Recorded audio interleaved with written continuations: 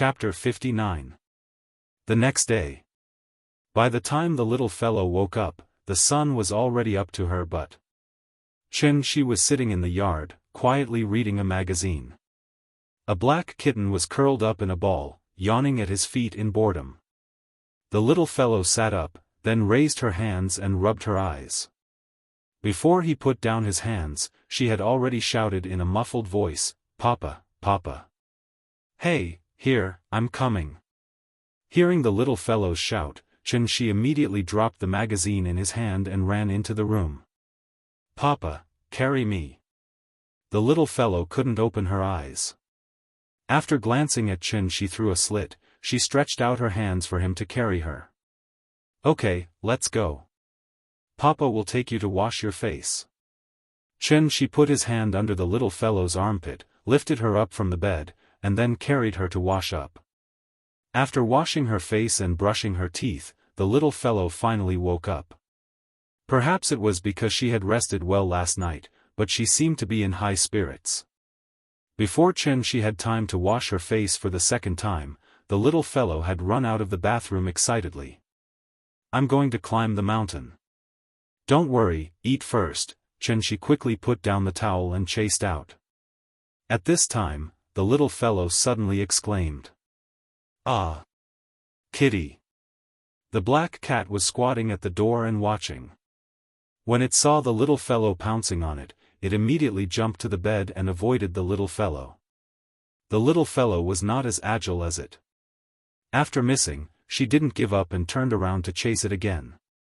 But the black cat didn't seem to like being close to her, so it jumped to the bed, kicked the wall hard, and flew out of the little fellow's head.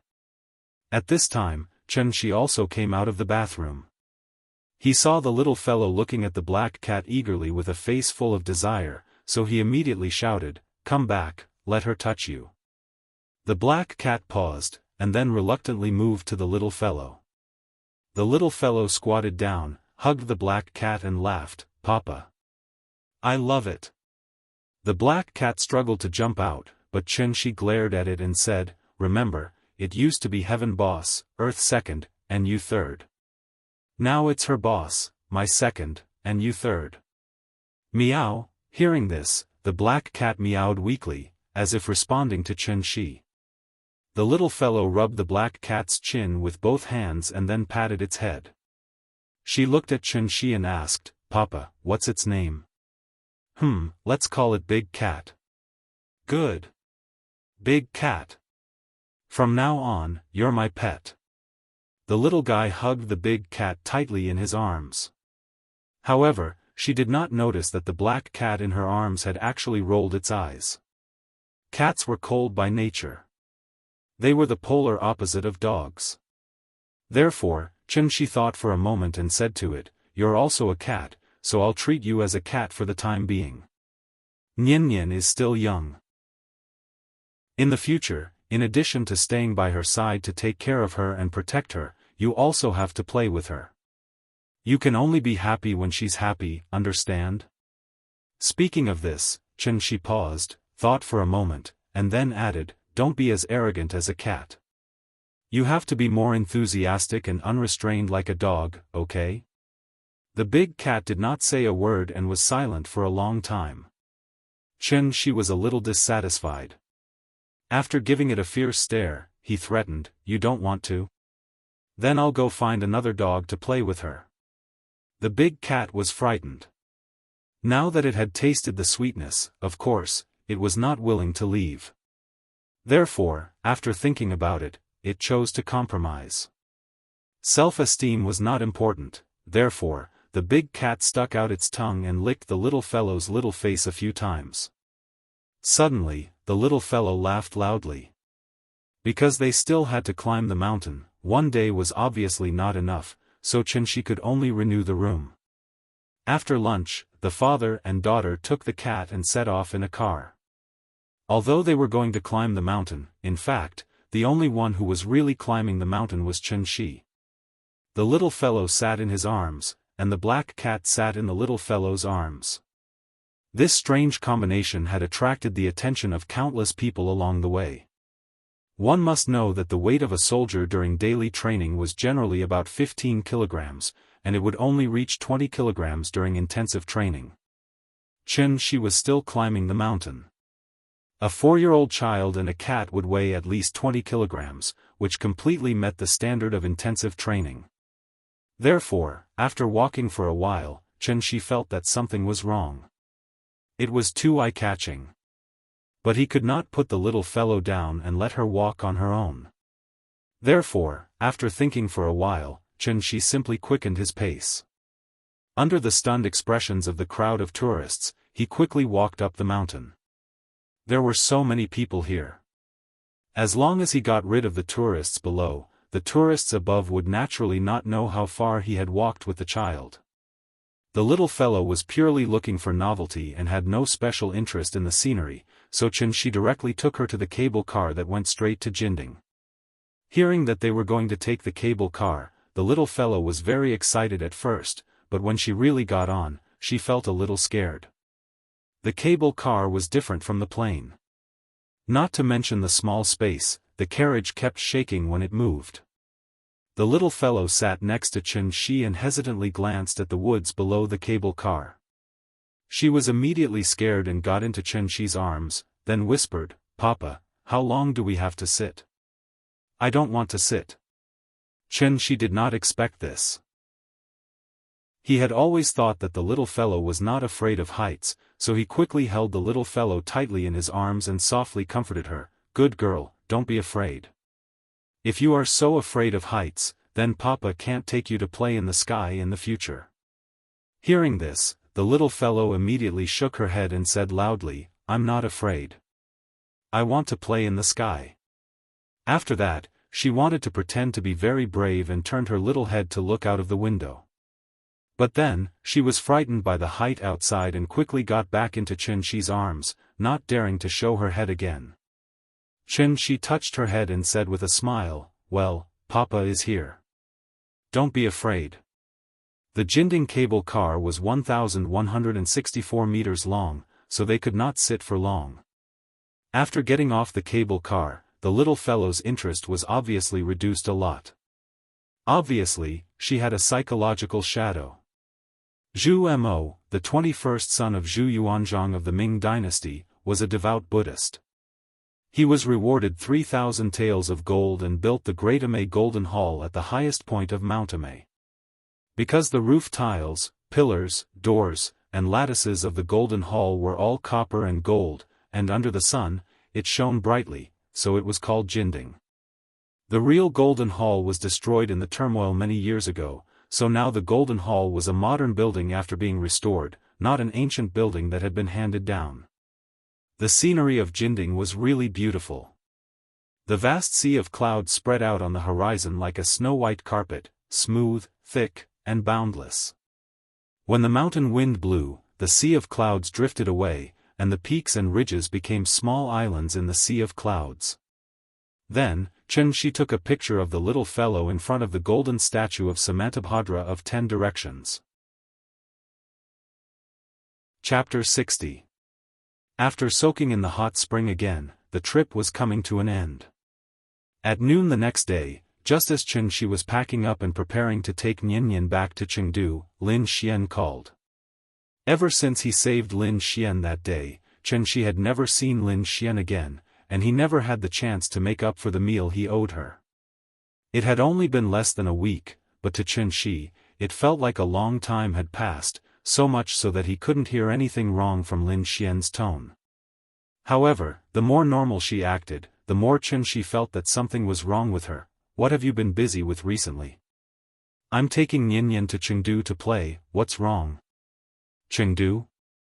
The rehearsal is tomorrow. I thought I should let you know, but don't forget, Feng Lei only has one flower girl and one monk. If you screw up, she'll really be at a loss. Don't worry, we're ready to come back." Xianxia was talking on the phone while looking at the little girl who was playing hide-and-seek with the big cat in the yard. "Okay, then I won't nag you. See you tomorrow." See you tomorrow. The so-called hide-and-seek was not a game of hide-and-seek, but a real game of hide-and-seek. The little girl ran, and the big cat chased. It was also difficult for the big cat. Every time it was about to catch up, the little girl would make a smart turn, and then the big cat would have to deliberately pretend that it couldn't make the turn and rush forward, making the little girl stand at the side and laugh. Okay, Nian Nian, stop playing, we should go back to Chengdu. She walked into the yard, picked up the little girl from behind, and then carried her out. When the big cat saw this, it immediately jumped onto Qi's shoulder and laid down on Qi's shoulder to take a nap. Before returning to Zhonghai, he had to let the little girl say goodbye to Aunt Zhang. He had already seen Aunt Zhang's WeChat message, but he didn't dare to reply. Aunt Zhang didn't call him after that, so Shi was a little nervous. He couldn't figure out what Aunt Zhang was thinking. Although he was hesitating, Shi didn't stop walking. After checking out, he took the little fellow and got on the bus to Chengdu. Everything would have to wait until she met Aunt Zhang. To be honest, Shi didn't really want to meet Aunt Zhang at this time, but for the sake of the little one, he had to brace himself and make the trip. When he returned to Chengdu, it was only 2 in the afternoon, so Shi booked a plane ticket online. In order not to return home too late, he booked the plane ticket for 7:20 p.m.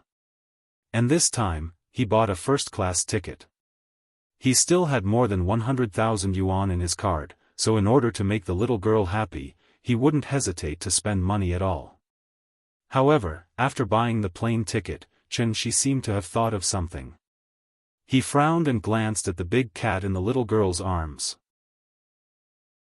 Pets couldn't board the plane, and the first thing to do was to get a quarantine certificate. Then, it would be placed in a pet air box for random transportation. Thinking about it, it was troublesome, so Shi glanced at the big cat, thinking that since it was so smart, it should have a way to sneak through the security check. As long as it could pass the security check, he could put it in his travel bag and bring it on the plane. After leaving the station, Shi took a taxi with the little girl and the big cat to number 262 Courtyard on Wuhou Temple Street. Today was Thursday, so Xie Pinglin and Kai Shuqin were not at home. Aunt Zhang was alone at home to take care of her granddaughter. Grandma. Grandma. Open the door, we're back. Shi used the little girl's body to block himself and then sent her to knock on the door. The door opened quickly. Aunt Zhang glanced at the little girl, then glanced at Shi who was hiding behind her. She couldn't help but snort coldly and said, "You've grown up, huh? You don't even answer my phone." After saying that, she turned around and went back into the house. Seeing this, Shi immediately put the little girl down, then patted her back, indicating for her to follow. The little girl understood what Shi meant, so she quickly ran into the house. After Aunt Zhang sat on the sofa, she immediately lay on her lap. "Grandma. I missed you so much." Shi hesitated at the door for a moment before entering the house. In the house, Aunt Zhang was sitting on the sofa with the little girl in her arms. The little girl kept saying good things about Shi, so that Aunt Zhang would not be angry.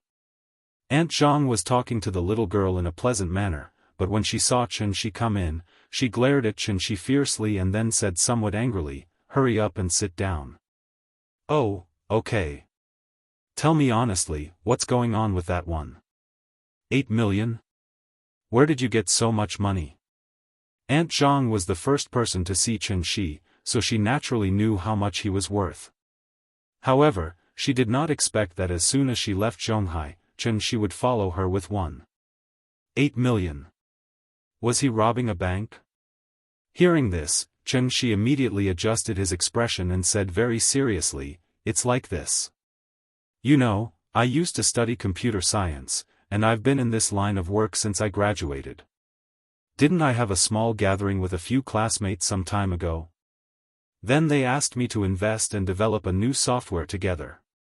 You also know that the internet is the most profitable industry now, so I didn't tell you before because it hasn't been done yet." Shi took advantage of the fact that Aunt Zhang did not understand the internet and went up to fool her. Aunt Zhang listened for a long time and saw that he seemed to be telling the truth, so she somewhat believed his words. After all, everything related to the internet in the past few years was too deeply ingrained in people's hearts. So after thinking for a while, Aunt Zhang said solemnly, 1.8 million is too much. If you really want to give me a salary, then it's 200,000 for 4 years. Plus the 50,000 you gave me before, 25 is about enough. It's not easy for you to make money. Wait for me, I'll give you the card. After that, Aunt Zhang wanted to get up to get the card. Seeing this, Chen Shi immediately motioned for the little girl to come over. When Nian Nian crawled over, he picked up the little girl, then stood up and ran out of the house. As he ran, he said, "If you don't accept this money, then don't blame us for not coming back in the future." After he said that, the little girl immediately echoed, "Yes. I'm not coming back. I'm not coming back either." Aunt Zhang stood in the living room and saw that the two of them were so determined. After hesitating for a while, she could only sigh deeply and say, "You should know that I didn't take care of your child for the sake of money all these years, I know." Chen Shi quickly interrupted Aunt Zhang and said hurriedly, "Since it's not a matter of money, then all the more you should accept it because it's not a salary, it's a filial piety of mine. 1.8 million isn't a lot. To tell you the truth, I earned a total of 5 million this time, and now I have more than 3 million left."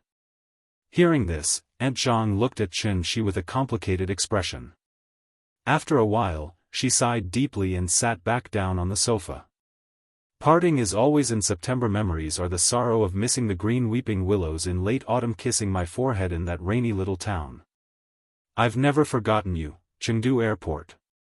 Chen Shi sat in the first-class VIP lounge with the little girl in his arms.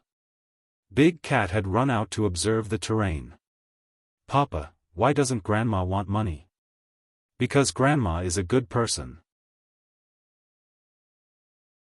Chapter 61. Zhonghai. After getting off the plane, Chen Shi quickly walked out of the station with the little girl in his arms. The big cat was probably feeling a little uncomfortable because it kept struggling in the bag. Thinking about it, it would take at least 3 to 4 hours to fly from Rong City to Zhonghai. It had been locked in the bag the entire time, and even breathing was a little difficult. If Chen Shi hadn't released a trace of Zhen Yuan for it to refine, this guy would have already started to rebel because of the suffocation. So when they reached the exit, Chen Shi quickly let it out. As soon as the zipper was pulled open, the big cat eagerly got out of the bag. Then, it jumped to the ground and immediately shook its body like a dog. "Big cat, thank you for your hard work." The little girl held the big cat in her arms, and the big cat looked around curiously. At this time, a familiar voice suddenly sounded. "Mr. Chen, you're back?" Chen Shi looked in the direction of the voice and saw Ning Zhonghua suddenly coming out of the car next to him. He couldn't help but ask with some doubts, "Mr. Ning, what a coincidence." Hearing this, Ning Zhonghua smiled and said, "It's not a coincidence, I'm here to welcome you back." "Welcome me back? How do you know which flight I'm on?" "I have a friend who is an old leader of the airline company. The day you left, I had already said hello to him and asked him to inform me of your return. As soon as you got on the plane, I received the news and set off." Hearing this, Chen Shi had to say helplessly, "Mr. Ning, we are old acquaintances. You don't have to be so polite." No, you are my savior, and now you are old Zhang's savior. If you have any needs, of course I should be at your service. What kind of need is taking a taxi?" Chen Shi was a little speechless. But since Ning Zhonghua was here, of course, he couldn't refuse his kindness, so he got into Ning Zhonghua's car at his invitation. In fact, how could Chen Shi not know what Ning Zhonghua was thinking? However, this wasn't a bad thing for Chen Shi, so he naturally wouldn't reject people from thousands of miles away. After getting in the car, Chen Shi asked about Zhang Jiada's recent situation. Ning Zhonghua immediately explained, "Thanks to you, old Zhang has recovered. However, maybe he still can't accept this fact in his heart, so he has been locking himself up at home. I went to visit him a few times, but I was refused at the door." Now, I can only pray that he can walk out of the shadow soon. At this point, Ning Zhonghua couldn't help but let out a long sigh. He lamented, I didn't expect that his illness was actually caused by Ziyuan. I don't know where that brat learned this crooked method. He actually used it on his own father. He's really a villain. It's really scary. How is Zhang Ziyuan now? Old Zhang and him are father and son after all. Naturally, he couldn't take his life, so in the end, he gave him a sum of money and sent him abroad, never to let him come back, unfortunate family. Hearing this, Chen Shi was also quite emotional. Then, he looked down at the little guy in his arms, and his understanding of education was much deeper in his heart. The car soon arrived at Kangju district. After Ning Zhonghua and Chen Shi exchanged a few polite words, Ning Zhonghua decisively ordered the driver to drive away. This made Chen Shi a little confused. He thought that Ning Zhonghua would make some request, but he didn't expect that Ning Zhonghua didn't say anything in the end. Could it be that he really came all the way here just to welcome me back? Is this necessary? Chen Shi thought as he walked into the district with the little guy in his arms. When they returned home, Chen Shi put the little guy on the ground and prepared to change his shoes. At this time, the little guy raised the big cat in front of her and said to it solemnly, "Big cat, look, we are home. This will be your home in the future." After that, she ran into the living room with the big cat in her arms, and then directly turned on the TV to look for cartoons. "Big cat, I'll treat you to cartoons." Meow. The next day. Because there was a rehearsal in the afternoon and the wedding tomorrow, Chen Shi extended the little guy's vacation to the day after tomorrow. After breakfast, Chen Shi was still washing the dishes. The little guy ran over with the big cat in her arms, and then said happily, "Papa, I want to take the big cat out to play." Where do you want to play?" "In the yard." "Oh, okay, wait for me, I'll go with you." Chen Shi nodded. When he was about to put the washed dishes into the cupboard, the little guy secretly smiled, turned around, and ran to the door with the big cat in her arms. "Hey, don't run." Chen Shi took the bowl and quickly chased out of the kitchen. But the little guy didn't listen at all. She ran to the door, and then tiptoed to open the door. Seeing this, Chen Shi couldn't stop her, so he had to shout to the big cat, "Big cat, look after her, don't let her out of the community." With the big cat accompanying her, the little guy shouldn't have any problems in the community, so Chen Shi was not in a hurry. He was going to tidy up the kitchen and then go out to play with her. Although the child was still young, he had to give her some freedom, didn't he?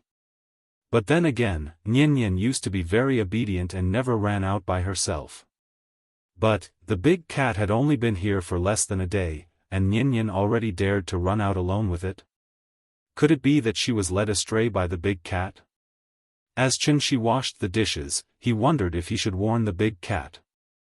Although the big cat's intelligence was high, it was still a beast after all. In addition, it had been hiding in the mountains for years to practice, so its mind was as pure as Nian's. After these 2 days of being together, it was more and more obedient to Nian's words. After Nian ran downstairs, she directly took the big cat to the children's activity area in the center of the community. This children's activity area was originally just an empty space. At that time, the neighborhood committee hadn't been disbanded yet. Everyone saw that there were more and more children in the community, so they organized all the residents to pool money together. Each family contributed more than 10 yuan to transform this place into a children's activity area. The so-called children's activity area actually only had 1 slide and 3 swings. Later, when the street office heard about this, they spent money to buy a few outdoor fitness equipment for the community, completely turning this empty space into an important leisure activity area in the community. The little girl carried the big cat to the slide. This slide wasn't as exquisite and beautiful as the slide in the kindergarten. Many parts of the slide had even peeled off, but the little girl didn't mind at all. She carried the big cat and climbed up directly. She waited in line until the child in front of her landed safely before sitting at the slide.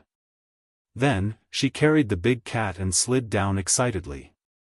One slide was actually only a few seconds, but the little girl liked to play, so she immediately stood up after landing and was ready to line up again to play again. But at this moment, the child behind her didn't seem to notice her, so he rushed down and kicked the little girl's calf directly. The little girl immediately lost her balance after being hit by him, and her whole body fell straight to the ground just like that. Chapter 62. The sudden turn of events caused the little guy to lose his balance. His small body immediately fell straight to the ground. Because she was holding the big cat with both hands, she couldn't use her hands to support herself on the ground. Seeing that she was about to fall to the ground, the little fellow was worried about the big cat in her arms. So she instinctively bent her body slightly, afraid that she would crush the big cat if she fell. Bang! After a muffled sound, the little fellow fell heavily to the ground, face first. But fortunately, the big cat was a monster after all. So at the last critical moment, the big cat suddenly jumped out of the little fellow's arms and used its body to support her face, so that the little fellow wouldn't fall to the ground. The little fellow lay on the ground, her head on the big cat's body. Big cat! After regaining her senses, she immediately sat on the ground and hugged the big cat again, ignoring the pain. In the little fellow's heart, the big cat was younger than her, so she should be the one to take care of the big cat. The little fellow nervously looked at the big cat's condition, and after seeing that it didn't seem to have any problems, she wanted to stand up with the big cat in her arms. But just as she moved her feet, she suddenly felt a piercing pain in her knee. The little fellow looked down and found that the skin on her left knee had been scraped, and blood was still oozing out. It looked very serious. The blood mixed with the dust on her knee, and the bright red stain against her white skin was particularly eye-catching. Seeing that she was injured, the big cat immediately jumped out of her arms and made a pouncing posture towards the little boy behind the little fellow. Meow! The big cat jumped to the ground, its front feet touching the ground, and its back legs slightly bent. All the hair on its body stood on end. It stared at the little boy, slightly grimaced, and made a low and hoarse voice. If it wasn't for Qianxi's strict order to not change back to its original form, it would have already transformed and pounced on the little boy. Big cat! Don't scare people. Seeing this, the little guy immediately reached out and pressed the big cat's back, dragging it back to his side. Then, he hugged the big cat tightly in his arms. The little boy seemed to be frightened by the big cat's appearance. He stood where he was and didn't dare to move. Cats usually don't attack people, but if they really go crazy and bite people, they are much more powerful than dogs. At this time, his parents also saw the situation here, so they quickly ran over to protect the little boy behind them. The little boy's parent was an auntie about the same age as Auntie Zhang. He seemed to be very afraid of the big cat and immediately hid half of his body behind the auntie. The woman looked at the little boy and then at Nian. When she saw the injury on Nian's knee, she immediately understood what had happened. Thus, the auntie grabbed the little boy's ear and pulled him out from behind her, then shouted at him, "Little brat, why aren't you apologizing to your little sister?" After hearing the auntie's scolding, the little boy seemed to understand his mistake, so he lowered his head and said softly, "I'm sorry, little sister, didn't you eat?" Louder. The little boy was shocked by the auntie's roar. After hesitating for a while, he cried out, "I'm sorry." Hearing this, Nian smiled sweetly and said generously, "Grandma, it's okay, don't blame brother." But after she said that, her little face couldn't help but wrinkle. The pain from her knee made her unable to stand steadily. The auntie saw her in pain and immediately squatted in front of her, asking with concern, "Little sister, where is your house? Let me send you home. Don't worry, I'll take revenge for you later by smacking his butt." Nian shook her head and hurriedly said, "Grandma, don't hit brother. I'm fine, I can go home by myself. My house is there." The little girl turned around and pointed behind her, then looked at the injury on her knee. She then said seriously to the auntie, "I'm going home. Goodbye, Grandma." After saying that, she turned around and walked back the way she came. She walked very slowly. The injury on her knee made her unable to lift her leg too much, so she could only move out step by step. The auntie saw her pitiful look and was instantly furious. She pulled the little boy's ear and shouted at him, "How dare you bully people, how dare you bully people." As she said that, the auntie used her hand to slap the little boy's butt. The little boy cried out in pain and shouted, "I didn't do it on purpose." Nyan carefully moved home. Because it was only a scratch, there wasn't much blood on her knee. But that kind of pain was real. It was so painful that she couldn't walk. The little girl didn't know why she didn't cry. In short, her mind was completely blank right now. There was only one thought left, to go home. She slowly walked through the forest path and then came to the main road of the community. Opposite was her home. The little girl stood on the side of the road, looked around carefully, and then moved over step by step. Suddenly, Xianxi's figure appeared downstairs. Then, the little girl felt as if she was suddenly flying. The scene in front of her was like a TV series that was fast-forwarded, switching quickly, and her ears were full of whistling sounds. When she came back to her senses, she found that she had returned home. What happened? Xianxi sat on the sofa, then put the little girl on his lap, and then looked at the big cat expressionlessly. The big cat was frightened. It was a beast and a monster in the wisdom realm, so it was particularly sensitive to aura and danger. Xianxi suddenly burst out a strong murderous aura, which scared it so much that its hair stood up, and its whole body seemed to be bigger. "Papa, I'm fine, it doesn't hurt." The little girl seemed to feel Xianxi's strangeness, so she reached out and touched Xianxi's face. Her fingers were a little cold, much colder than Xianxi's face. Xianxi felt the little girl's movement, so he looked down at her, reached out and touched her little face, and then gently put his hand on the little girl's knee. "Tell Papa, who bullied you?" While speaking, Xianxi's true essence rushed out like a flash flood, and the injury on the little girl's knee suddenly began to recover at a speed visible to the naked eye. However, after hearing Xianxi's words, the little girl shook her head and whispered, "Brother didn't bully me, he didn't mean to hit me. Papa, don't hit brother." Was it really an accident? Hearing this, Xianxi couldn't help but frown, and turned to look at the big cat. Seeing this, the big cat immediately meowed. Fearing that Xianxi wouldn't understand, it quickly nodded its head. 5 minutes later, when Xianxi took his hand away, the little girl's knee had completely recovered. Her calf was as smooth as white jade, as if it had never been injured. The little girl scratched her knee doubtfully, but found that it was as if she had never been injured. Except for the itch in her knee, she didn't feel any pain. She was still young, so she didn't know that what happened in front of her could even be called a miracle. But she knew that it was Papa who cured her. So the little girl immediately laughed and kissed Xianxi on the face. "Papa is so amazing. I don't hurt anymore." Asterisk asterisk asterisk asterisk asterisk asterisk asterisk asterisk asterisk asterisk. Chapter 63. In the wedding rehearsal, the main characters were, of course, the bride and groom. Therefore, as a flower girl, the little fellow could not have too many scenes. She only needed to take a flower basket full of petals, appear before the bride, and sprinkle flowers along the carpet.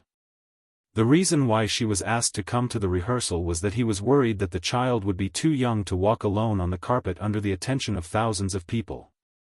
A wedding was sacred and solemn, so it should be done to the best of its ability. Because of the episode just now, the little fellow did not want to go out to play anymore.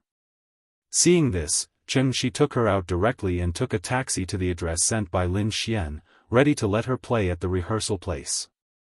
Fang Lei's family was very rich, which Xianxi had always known. But it was not until he took the little fellow to the rehearsal place sent by Lin Xian that Qianxi suddenly had a more intuitive understanding of Fang Lei's family's financial resources. Because Fang Lei's wedding would be held on a luxurious cruise ship. In recent years, with the development of society, cruise ship tourism had become an important part of the international tourism industry, and the total number of passengers around the world was as many as millions. Therefore, more and more people in Wuxia chose to travel by cruise ship. Cruise ships were no longer a rare thing, but it was rare to see someone like Fang Lei who rented an entire cruise ship just for the sake of holding a wedding.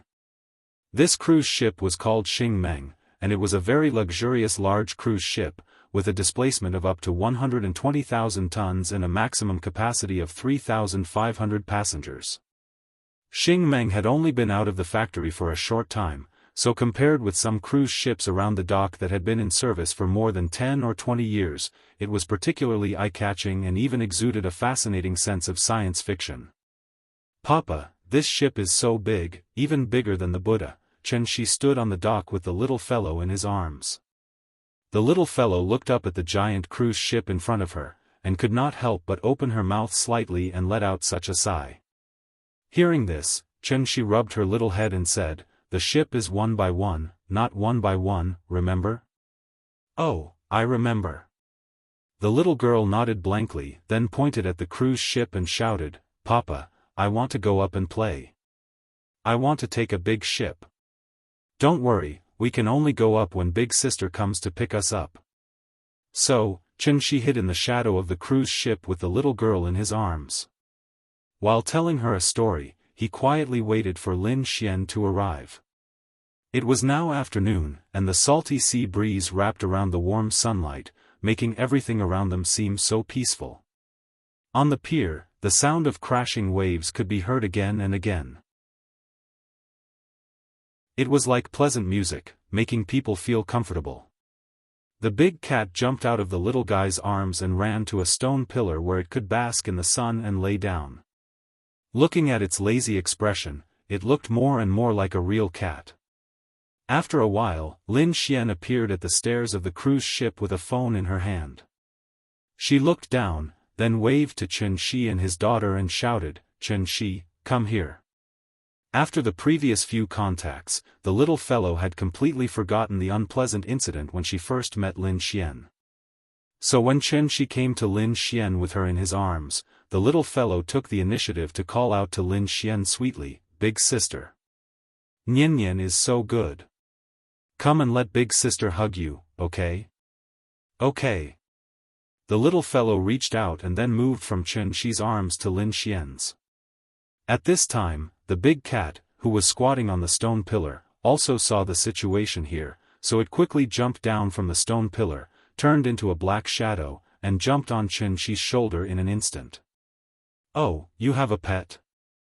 Lin Xian glanced at the big cat that suddenly appeared, and was immediately attracted by its obedience, so she reached out and touched the big cat's head. The big cat narrowed its eyes slightly, and after Lin Xian took her hand away, it softly meowed, as if it was greeting Lin Xian. Didn't they say that children can't have pets at home? There seems to be such a saying, but the big cat is different from other pets. It likes to be clean. Qianxi explained with a smile. Lin Xian didn't understand this, so she didn't ask anymore. Star Dream was very big, and Fang Lei's wedding would be held on the top deck, so Lin Xian took Qianxi straight to the top deck.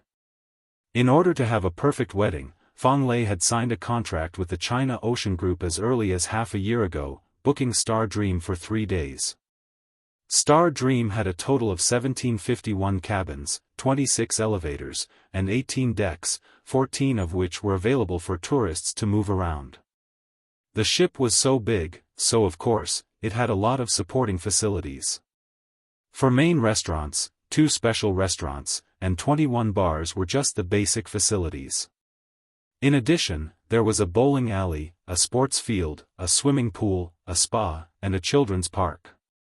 It really had everything, and it was very luxurious. Qianxi followed Lin Xian to the top deck, and the first thing that came into view was a huge open-air swimming pool.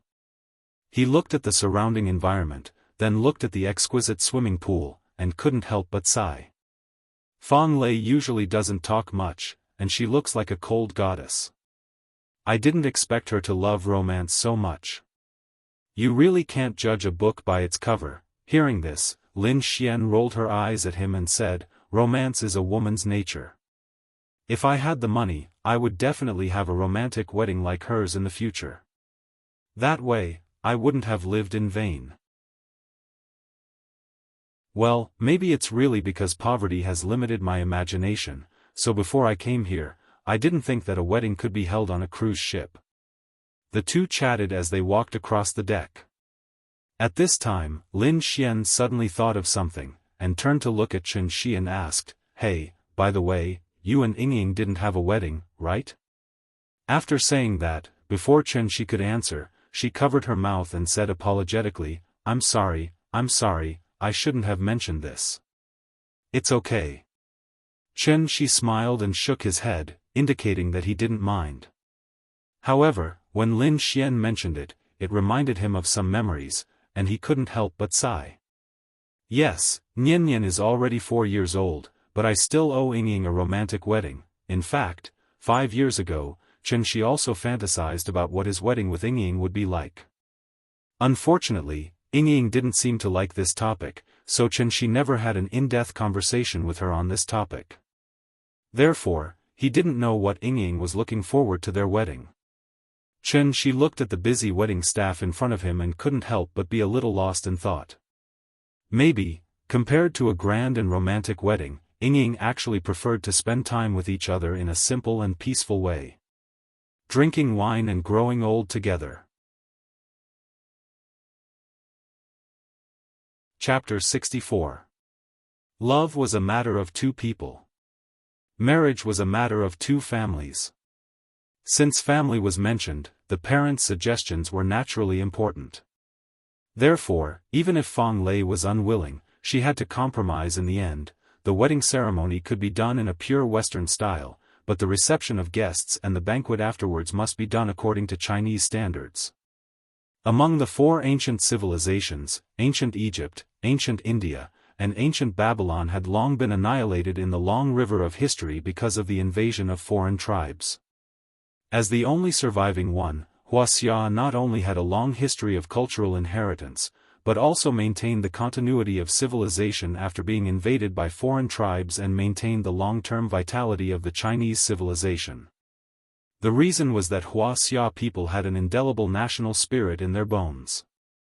Over the years, with the continuous infiltration of Western culture, more and more young people began to like the Western festival, but did not care about traditional festivals such as Tomb Sweeping Day and Mid-Autumn Festival.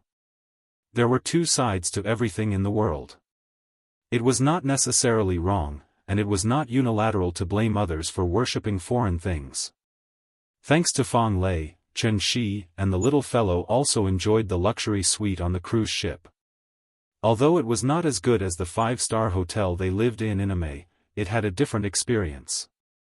The little fellow was very excited. This was the first time she had been on a cruise ship and the first time she had attended someone's wedding. So, in the middle of the night, she finally fell asleep under the comfort of Chen Shi. The next morning. Because in Western culture, if the groom saw the wedding dress before the ceremony, it would be regarded as inauspicious, so Western weddings did not have the part of picking up the bride. Therefore, Fang Lei and her fiancé, Wang Shiwu, had been living on the cruise ship since last night, quietly waiting for the wedding to begin.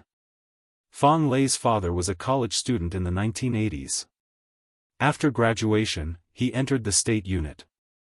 Later, he caught up with the business boom in the 1990s, so he resolutely resigned from his position as a cadre of state-owned enterprises and came to Zhonghai alone to work hard. It took him decades to finally lay a large foundation. Fang Lei's father was highly educated and cultivated. He could be said to be the model of a generation of scholarly businessmen, so he was very popular in the circle of rich people in Zhonghai. Today was his only daughter's big day, so many rich and powerful people would come to support. Early in the morning, countless luxury cars appeared at the dock. Father Fang and Mother Fang both felt that the Western style was not desirable, so no matter how much Fang Lei complained, they were not moved. Instead, they changed into brand new formal attire early in the morning and stood at the dock to personally welcome every guest. When an ordinary family got married, they would usually arrange 30 to 40 tables. Some families would arrange 80 to 100 tables. However, for a wealthy family like the Fang family, who had a wide network of connections and friends all over the world, there would naturally be more guests. Due to the limited number of seats on the top deck, not everyone could get an invitation of the highest standard and go to the top deck to watch the ceremony. As for the guests who were unable to go to the top floor, they were arranged to stay on the lower deck and watch the live broadcast through the big screen.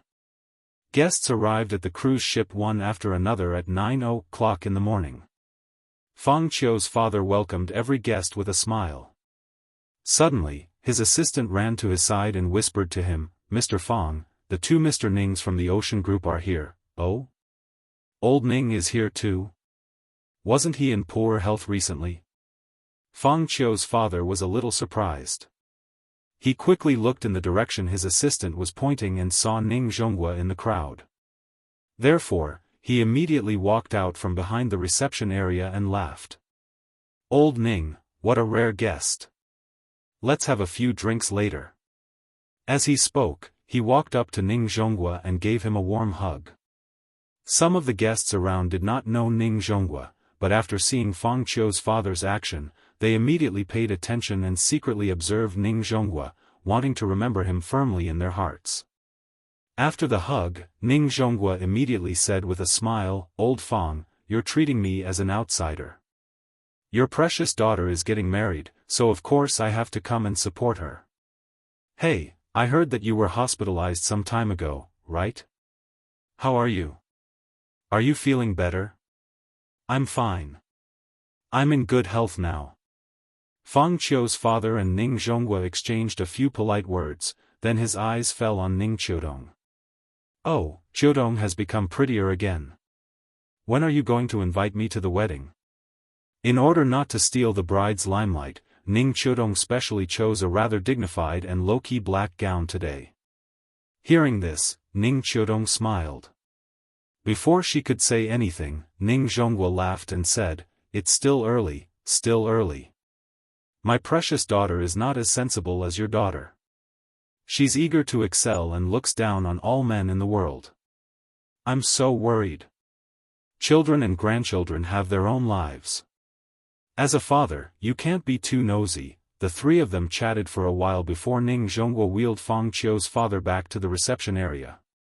After signing his name on the guest list, Ning Zhonghua laughed and said, "Old Fang, you have a lot of things to do today, so don't worry about us. We'll go up first. You can go greet the other guests. When you're done, we'll meet again." "Okay, then I'll be rude." Fang Qiu's father nodded, then waved his hand to call over his assistant. "Xiao Sun, bring President Ning up first." The assistant nodded. Just as he was about to invite the father and daughter of the Ning family to board the ship, Fang Qiu's father stopped him and whispered in his ear, "First row." The assistant nodded calmly. After boarding the ship, he led the father and daughter of the Ning family to the other side of the tunnel. They took the elevator directly to the top deck. She took advantage of the time to bring the little girl to the top deck. At this time, many guests were already seated. Melodious light music echoed above the deck. There were white flowers and exquisite decorations all around. As time went by, the orange-red sun slowly rose from the east, gradually blooming with golden light. Amidst the sea breeze, the atmosphere became more and more lively. She held the invitation. When he realized that there was no seat number on the invitation, he casually sat down in the last row of the VIP seats. After sitting down, the little guy immediately began to move restlessly from left to right. She was so excited. Sister said that when the wedding was about to start, she could go backstage and change into a beautiful white gown. Why didn't she let her change in advance? In fact, it was because Lin Xian was worried that she would dirty the gown, so she didn't give the gown to the little girl. Lin Xian was Fang Lei's main bridesmaid.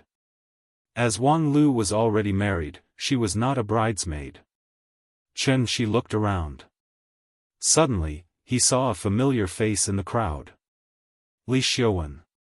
At this time, Li Xiuwen also noticed Chen Shi. He seemed a little surprised to see Chen Shi here. However, out of courtesy, he took the initiative to nod at Chen Shi. Seeing this, Chen Shi nodded back at him. However, at this time, Li Xiuwen suddenly froze. Because he remembered something. Therefore, after hesitating for a while, Li Xiuwen immediately walked toward Chen Shi. Mr. Chen, how are you? Asterisk asterisk asterisk asterisk asterisk asterisk asterisk asterisk asterisk asterisk. Thank you to Big Boss, still playing, for the 34,500 reward. Old man, don't rush me to update, I'm already crying. I'm sincerely recommending something good to you guys. I read it every day anyway. The microtheater allows you to watch the complete version of Steel Alchemist in 2 hours. Not only does it save time, but it also allows you to fully understand the plot and essence of the manga. It's highly recommended. I've watched this anime many years ago, but I've almost forgotten it. It's a masterpiece with 0 negative reviews. In addition, he has commentaries for classic anime such as Fate, The Holy Grail War, and Eva. It allows people like me who want to watch anime, but find it too long and wordy, to quickly understand the plot. Other than anime, there are also commentaries for classic movies and TV series. Chapter 65. How have you been? Chen Shi nodded in response. To be honest, he was not familiar with Li Xiuwen. And that night at Sally's restaurant, he even injured Zhao Yuan in front of Li Xiuwen. Regardless of whether Zhao Yuan was familiar with Li Xiuwen or not, at least Zhao Yuan was called by Li Xiuwen. Therefore, when Chen Shi injured Zhao Yuan, it was already disrespectful to Li Xiuwen. Therefore, Chen Shi did not think that Li Xiuwen would have a good impression of him. However, after the two met, Li Xiuwen's reaction was somewhat out of his expectations. What's Mr. Chen been busy with recently? After greeting Chen Shi, Li Xiuwen sat beside Chen Shi and asked with a smile. Taking care of the child. After saying that, Chen Shi rubbed the little one's head. His behavior immediately made the little one unhappy. She quickly reached out and patted Chen Shi's hand. Then, she gently covered her hair with both hands and said in a coquettish voice, "Papa, you're so annoying.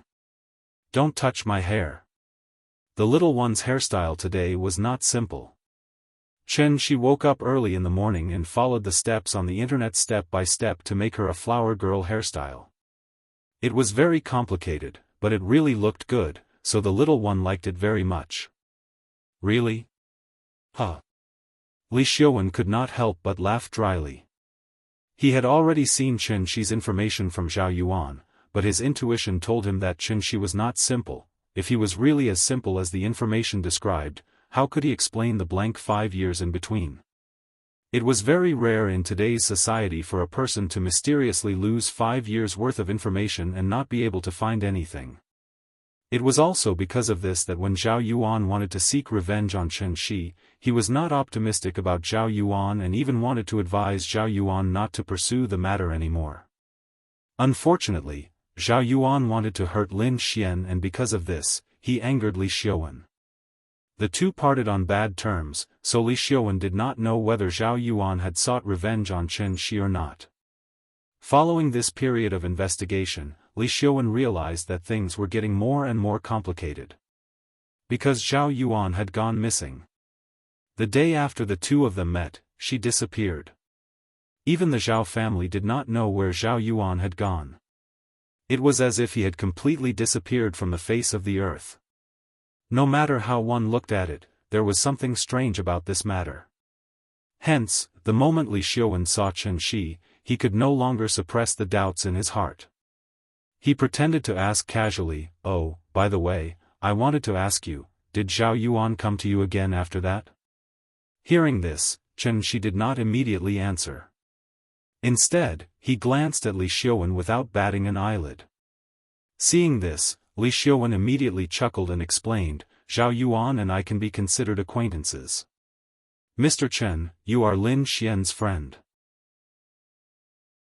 If he still finds trouble with you, I can be a peacemaker and have a good talk with him. After all, it's better to squash enmity rather than keep it alive." After hearing Li Xiaowen's words, Chen Shi shook his head and said calmly, "He didn't find me." "Oh," Li Xiaowen nodded, then said somewhat unwillingly, "All right, if you need any help, just let me know. I don't have your number yet. If you don't mind, let me know." As he spoke, Li Xiaowen took out his phone and waited for Chen Shi to give him the number. But at this moment, a voice suddenly came from behind them. "Mr. Chen?" Chen Shi looked back and saw Ning Zhonghua and Ning Qiudong coming up behind him, side by side. "Mr. Ning?" "Huh, what a coincidence, Mr. Chen." Ning Zhonghua laughed as he came to Chen Shi's side, then sighed. "We are really fated to meet at someone else's wedding.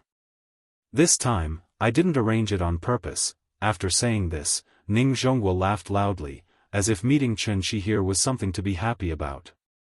"Mr. Chen, hello." Ning Qiudong looked at Chen Shi with a complicated expression, then lowered her head to greet him. She had already heard about Zhang Jiada from Ning Zhonghua, so she truly understood how powerful Chen Shi was. Therefore, when she spoke, her tone and expression naturally carried a little bit of respect. Ning Zhonghua's sudden appearance caught Li Xiaowen off guard. They were all in the same circle, so how could he not know Ning Zhonghua and Ning Qiudong?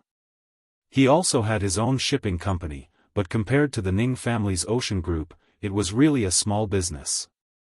Many of his company's orders were even leftovers from the ocean shipping group, and then they were casually outsourced to him.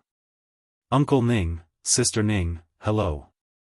After Ning Qiudong and Chen Shi finished talking, Li Xiaowen quickly stood up and chose a very suitable time to appear in front of Ning Zhonghua. Ning Zhonghua seemed to have seen Li Xiaowen at this time. He turned his head and laughed. "Oh? It's Xiaowen? Where's your dad? Why don't I see him? My dad is still abroad, so I can only come on his behalf today." Oh, okay."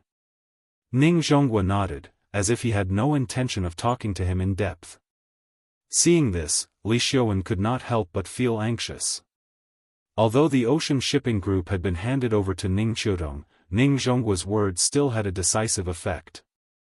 In fact, Li Xiaowen's relationship with the Ning family was quite deep. The reason why he was named as one of the top 10 youths in Zhonghai was mainly because of his shipping company. This company was built by him, and the reason why it developed so quickly was because of Ning Zhonghua's help. A small company with no qualifications, in just a few years, through the outsourcing of the ocean shipping group, became one of the top 10 shipping companies in Zhonghai. What did it rely on? It relied on face. It was his dad's face.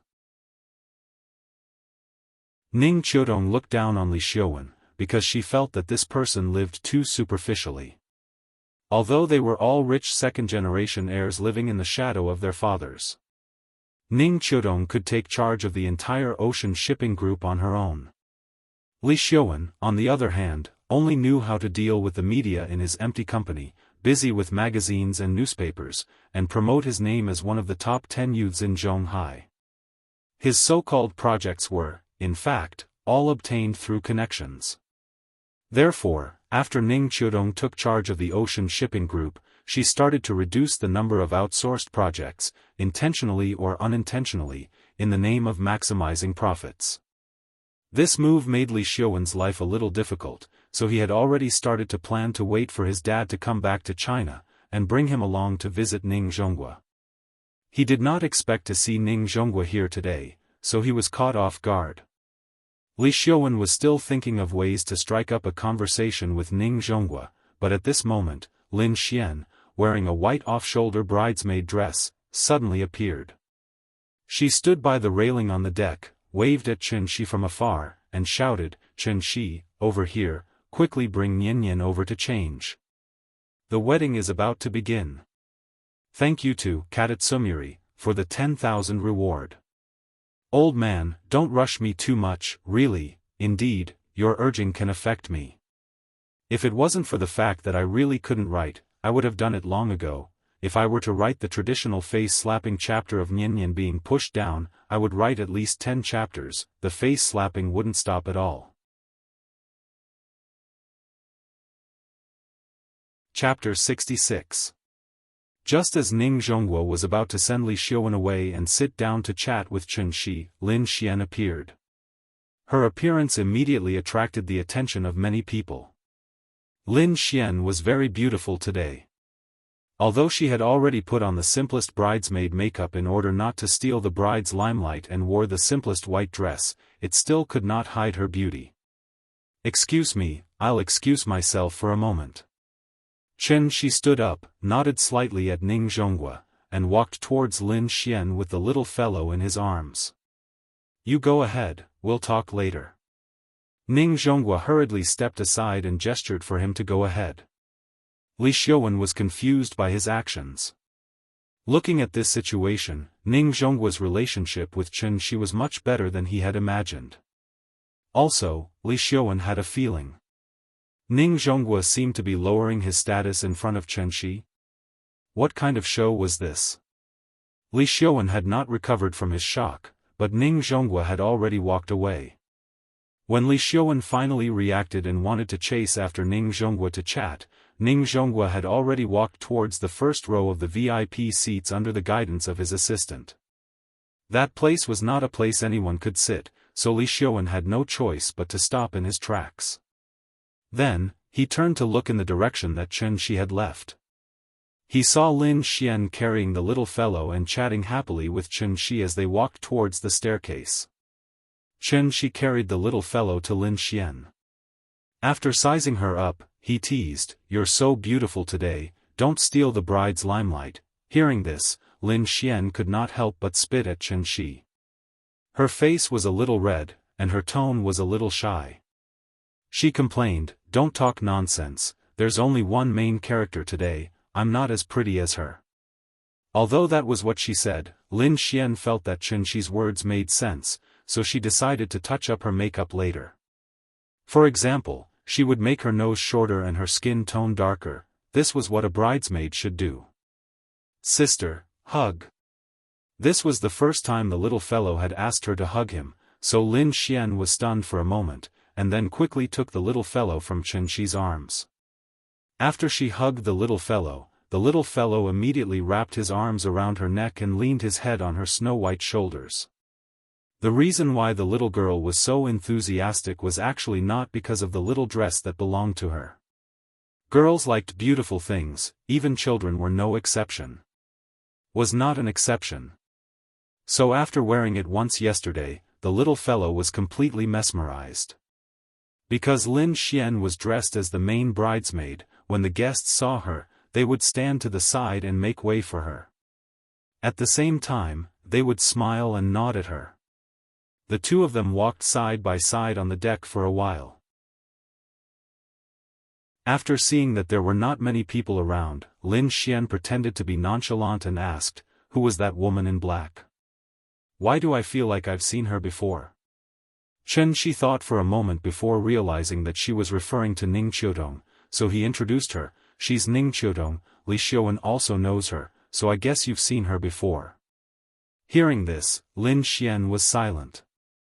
When she sent Chen Shi home that day, she saw some things with her own eyes. In order to see the woman's face clearly, Lin Xian especially waited until the woman left before leaving. So she could not be wrong. The woman in the black dress was the woman who suddenly knelt in front of Chen Shi that night. After thinking for a while, Lin Xian continued to ask, "Li Xiuwen's friends are not ordinary people, didn't you just return to Zhonghai? How did you get to know them?" "Because of a misunderstanding, I became friends with his father, so I went to their house a few times." After hearing his words, Lin Xian secretly glanced at Chen Shi. He was not telling the truth. But since Chen Shi did not want to say, she naturally did not ask any more. Thinking of this, she could not help but snort lightly, and then did not want to talk to Xianxia anymore. Carrying the little fellow, she quickly walked into a room around the corner. "Wait here, I'll bring her to change." "Okay." Bam! The sound of the door closing was a little loud. Xianxia did not seem to notice Lin Xian's strange behavior. After seeing her close the door, he stood by the railing and looked down at the scenery below. After waiting for a while, Lin Xian still had not come out, but the sound system on the cruise ship rang. The band on the top deck began to play. The string quartet performed a soothing and melodious classical music.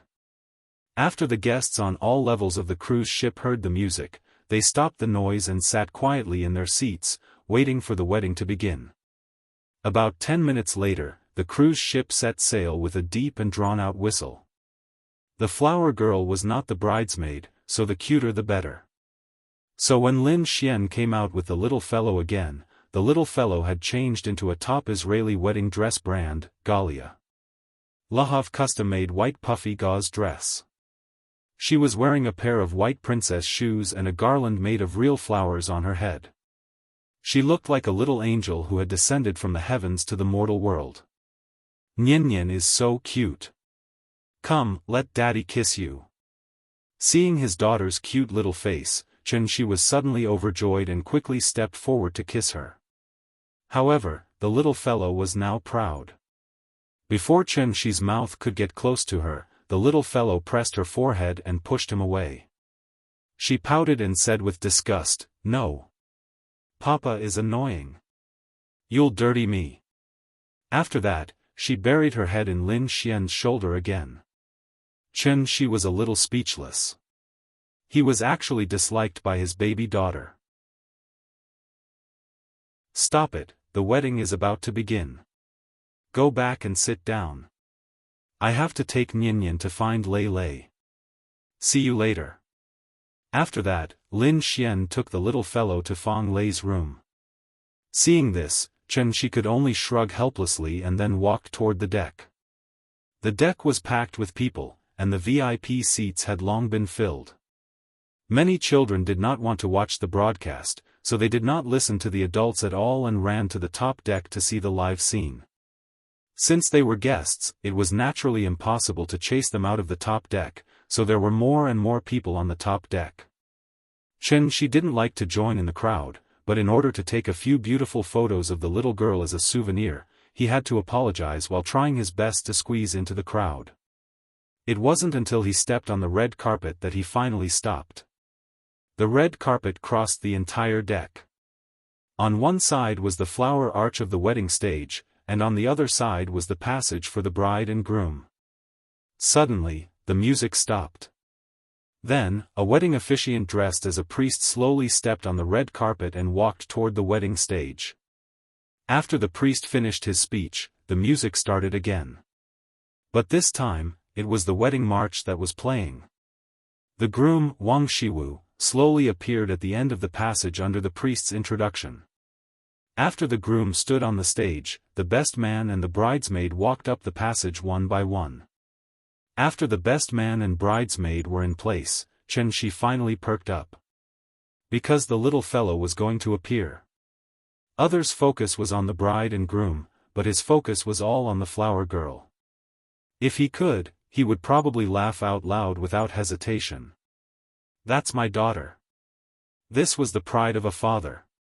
Thank you to Mosafanzi for the 10,000 reward." The first group number of this book, 5117933123.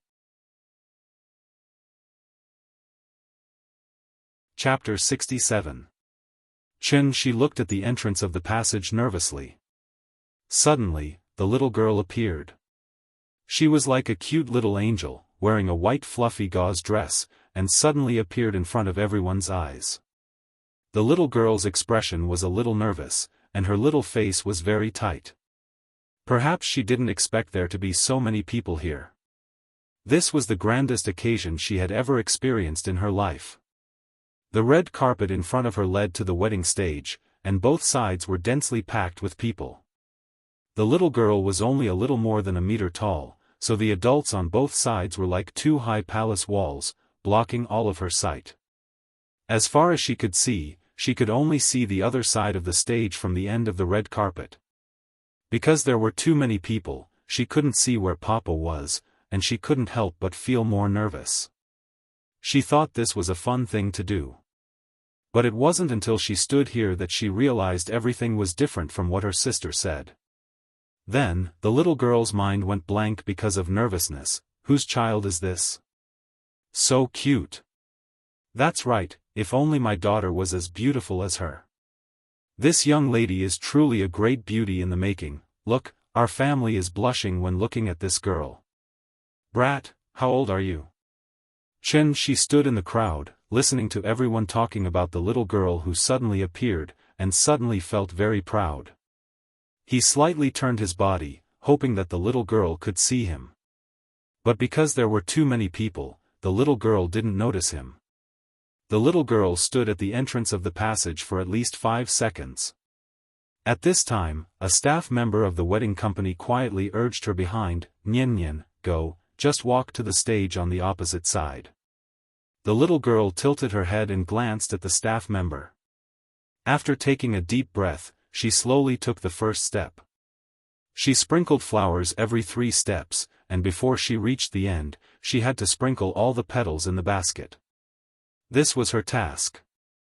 It sounded very simple, and during the rehearsal last night, she had easily walked through it twice. But when it was actually carried out, the little girl found that she actually forgot how to walk. How should she walk? It was just like writing a word. After writing it, he felt that the word shouldn't be like this. The little fellow's feet were very stiff, and he even began to wonder how far he should take each step. When she saw her expression, he knew that she was nervous. A 4-year-old child walking alone on the red carpet under the watchful eyes of thousands of people, one could imagine how much pressure she was under right now. She kept waving at her, but the little girl didn't even look at him and kept walking forward. Seeing this, she immediately kicked the big cat sitting at his feet and whispered, "Go to the front and lead the way for her, but don't walk on the carpet." The big cat was very smart. It immediately understood what she meant, so it immediately jumped in the direction of the little guy. The little guy was short to begin with. When he saw the big cat running over from the side of the carpet, he immediately noticed it. Meow. The big cat softly called out to the little guy. This made the little guy's heart calm down a lot, and her footsteps finally became more natural. She walked towards the stage while scattering flowers, and the big cat was 1 or 2 meters in front of her, leading her along the red carpet. Maybe it was because all her attention was on the big cat, so when the little guy passed by she didn't even hear she calling her. After walking about 2/3 of the way, the little guy's tense little face finally showed a natural smile, and it was obvious that she had relaxed a lot. But at this moment, an accident happened. Just as the little guy was counting her steps and scattering flowers as she walked, she suddenly lost her balance and fell heavily to the ground. As if replaying the scene from yesterday, the way she fell was exactly the same as yesterday. But this time, the big cat didn't cover her in time. Amidst the exclamations of the crowd, the little guy fell heavily to the ground, and the petals in the flower basket scattered all over the ground. And her sudden fall was instantly shown to everyone through the broadcast on the big screen. Meow. When the big cat heard the movement, it immediately turned around and ran to Nian's side. She also reacted and wanted to go forward to help her up. But after hesitating for a moment, she chose to call back the big cat, and at the same time, he transmitted his voice to Nian, "Baby, don't be afraid. Stand up. Daddy is behind you. Stand up and be brave. You've already walked so far, stand up and keep walking. Just hold on a little longer, and you'll reach the end."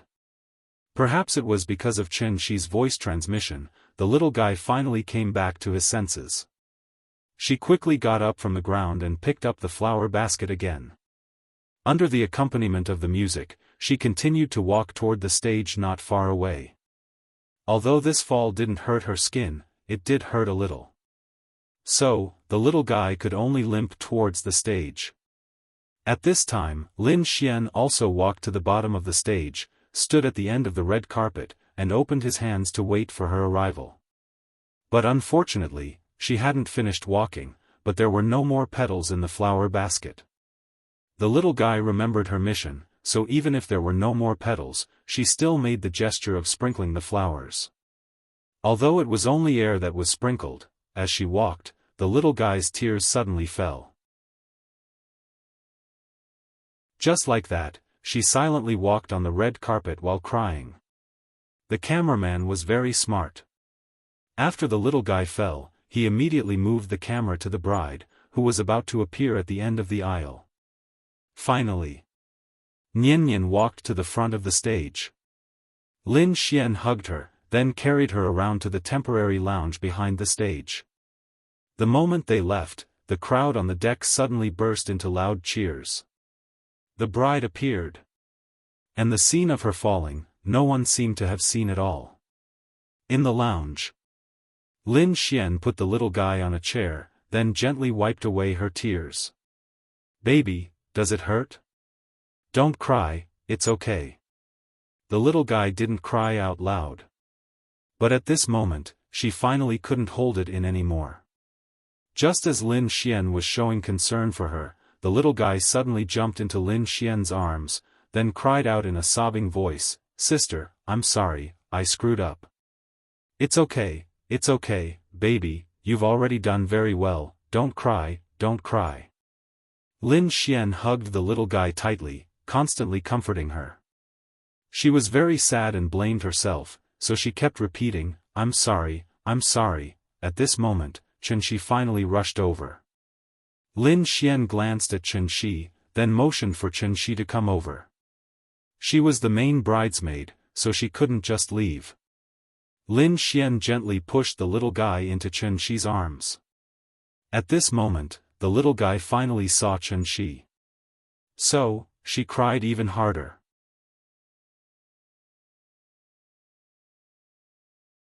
Chapter 68. "Well, baby, don't cry." Qianxi gently patted the little fellow on the back, and then gently comforted her, "It's normal to fall. You don't have 4 legs like the big cat. Daddy often falls down. Didn't you fall down once yesterday? Why didn't you cry yesterday, but today you cry like a little kitten?" Hearing this, the little fellow raised her head from Qianxi's arms, and then sobbed and sadly blamed herself, "It's my fault. I was the flower girl for my sister, but I fell down and the petals were all gone. I'm so sad. I'm so sad." The more the little fellow spoke, the sadder she became, and her snot and tears could not stop flowing. Qianxi quickly took out a few pieces of paper and wiped her face. Then he held the little fellow in his arms and comforted her, "It's okay, it's okay. Sister won't blame you, and Daddy won't blame you. It's not terrible to fall down. What's terrible is not having the courage to stand up, understand?" The little fellow did not speak, but her crying was much softer. Seeing this, Qianxi gently patted her on the back again and said softly, "You're still young, and you'll definitely encounter different kinds of difficulties in the future.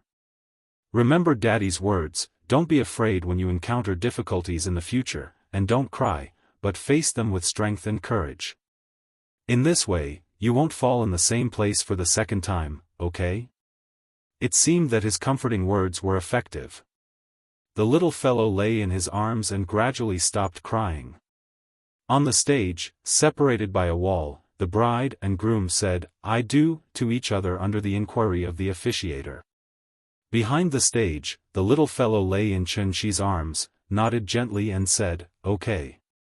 The cruise ship slowly sailed away, and several seagulls flew over the cruise ship. Suddenly, there was an earth-shattering cheer on the cruise ship. That was the heartfelt blessing of everyone to the newlyweds. The ceremony was over, and the host asked everyone to move to the dining room through the sound system. Then, Lin Xian rushed to the lounge in a hurry. She turned the corner, and just as she entered the lounge, she saw Qianxi standing on the bow of the ship, holding the little fellow's arms with both hands and holding her high in the air. "Papa! I'm flying! Woo-woo, I'm flying!" The cruise ship cut through the waves like a pair of scissors, cutting a long crack in the sea. The little fellow was suspended in mid-air, but after looking down at the sea beneath her feet, she wasn't afraid at all.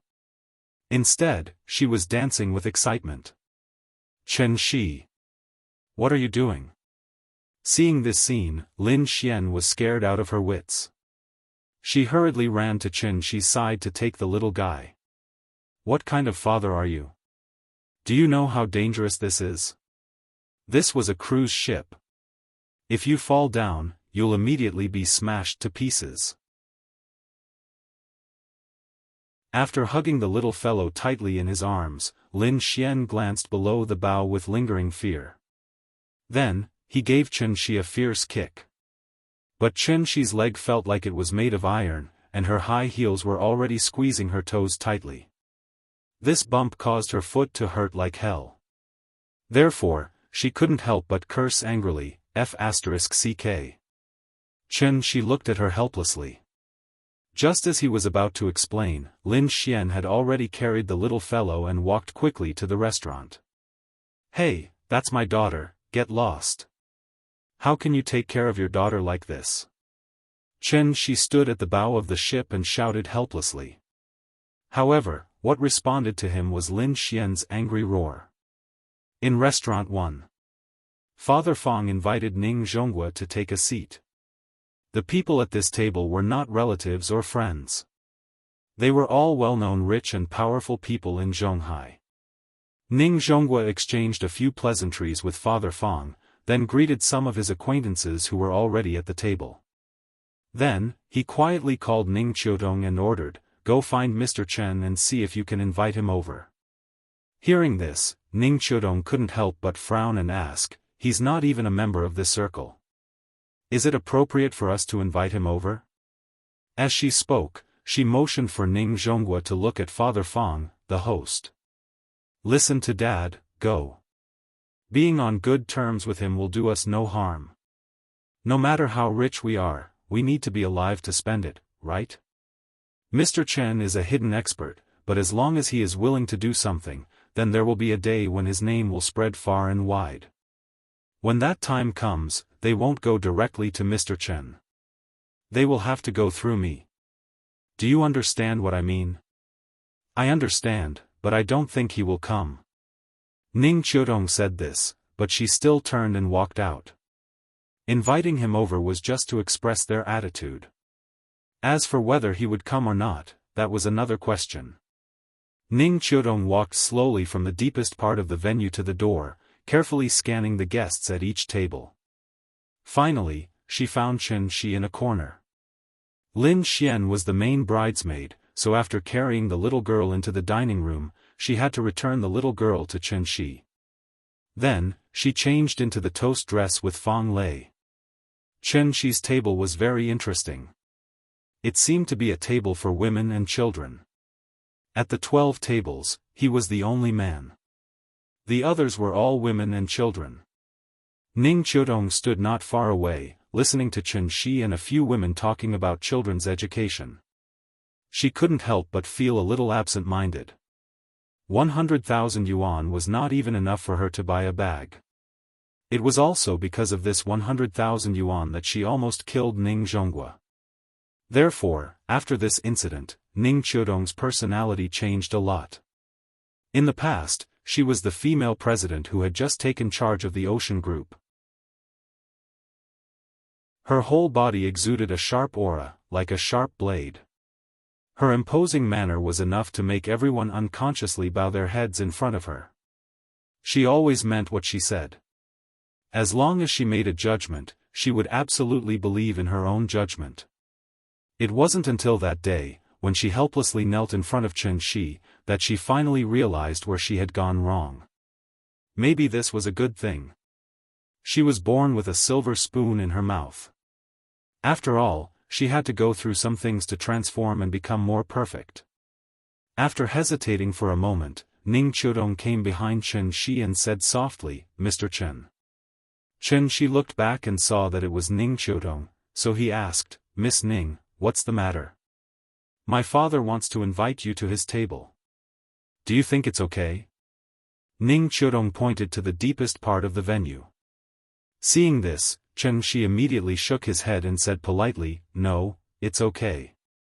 I have a child here, so it's not that troublesome." "MHM. Okay, take your time." After Chen Shi rejected her, Ning Qiudong didn't say anything more. She nodded at him gently and went back. After Ning Qiudong left, a woman next to Chen Shi asked with a smirk, "Young man, who's that girl?" "She's pretty." "A friend," Chen Shi replied politely. "A friend? You have such a beautiful female friend?" The woman didn't seem to believe it. Before Chen Shi had time to explain, she said with a smirk, "That bridesmaid is also your friend, right?" TSK, young people these days are amazing." Her words, which were full of meaning, immediately caused the other big sisters at the table to laugh. Seeing this, Chen Shi could only smile and say, "She's really a friend. Don't tell me you all think that there's no such thing as a simple friendship between a man and a woman?" "No." Hearing this, the big sisters immediately replied in unison. "You guys are so shallow." After saying this, Chen Shi also laughed with them. The women were just joking, so Chen Shi didn't take it to heart. Because in reality, his relationship with Ning Qiudong could not even be considered as a friend.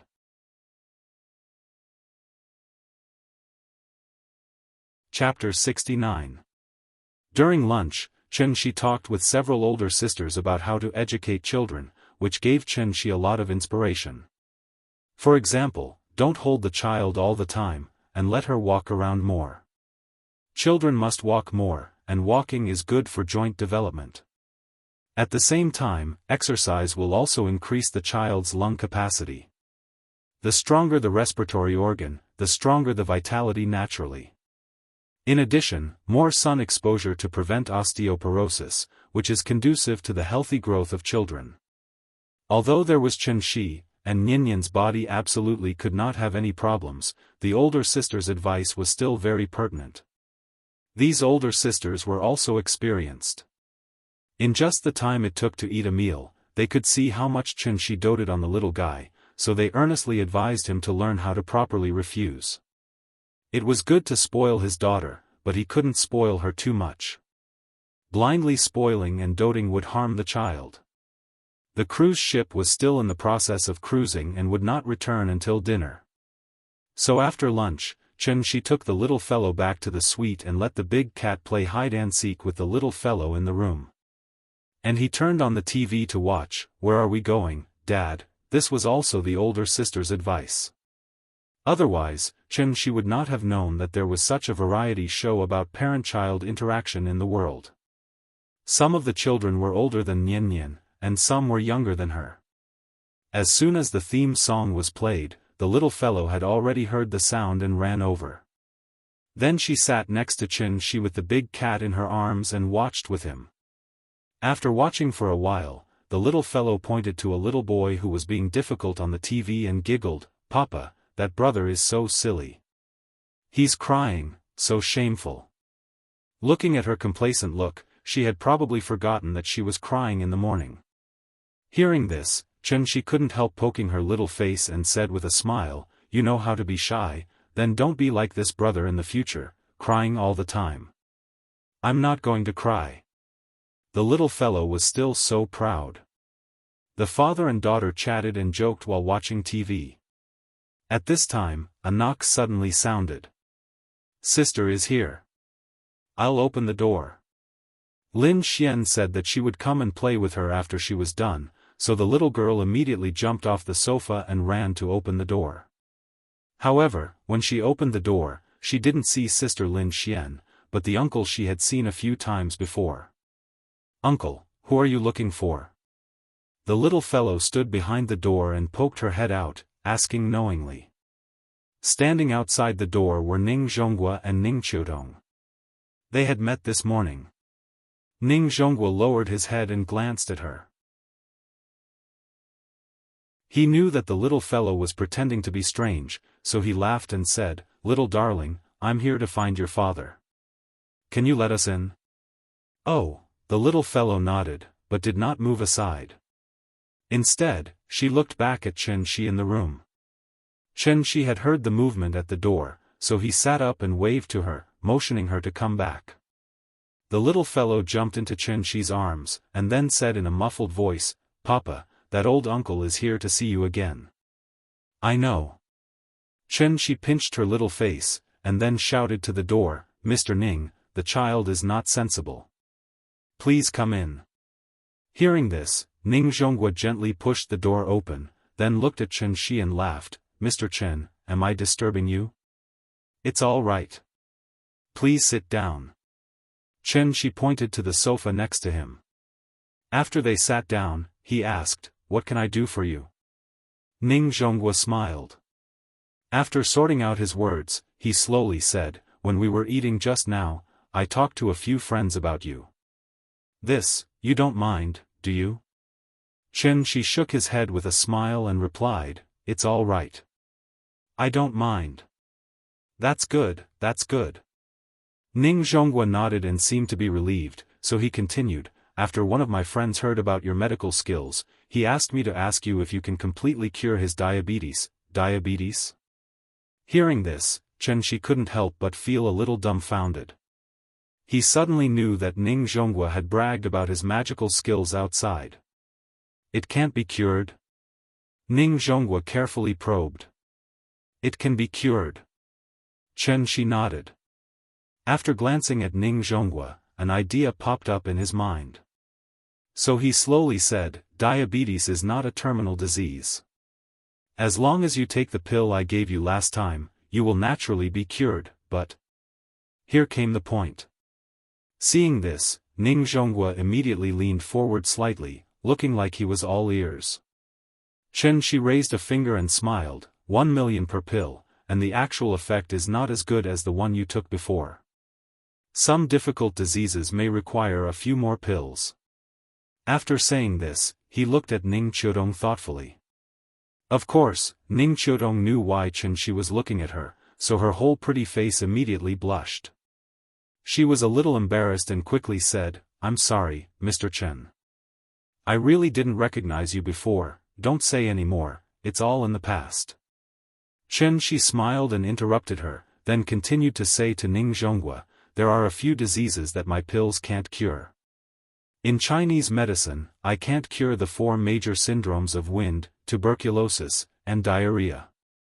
In Western medicine, I can't cure AIDS, cancer, leukemia, rheumatoid arthritis, and amyotrophic lateral sclerosis, which are listed as the world's 5 most difficult diseases in the world by the World Health Organization.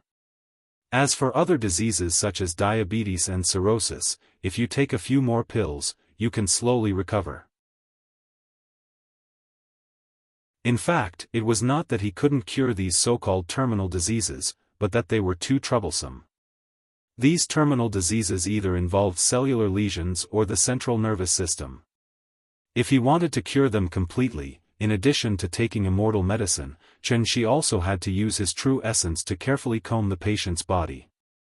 For the current him, the burden and consumption were a little too great. After listening to Xianxia's words, Ning Zhonghua nodded repeatedly and said, "Yes, Mr. Chen, 1 pill from you can guarantee that the disease will be cured. It's 10,000 times better than going to the hospital and constantly tormenting, that's it. Come to me the day after tomorrow, and I'll give you 10 pills first." "Okay, then we won't bother you. Take a seat." After Ning Zhonghua and Ning Qiudong gently closed the door and left, the little fellow came to Xianxia and asked in a sweet voice, "Papa, can you cure diseases?" "Of course, didn't Papa just cure you yesterday?"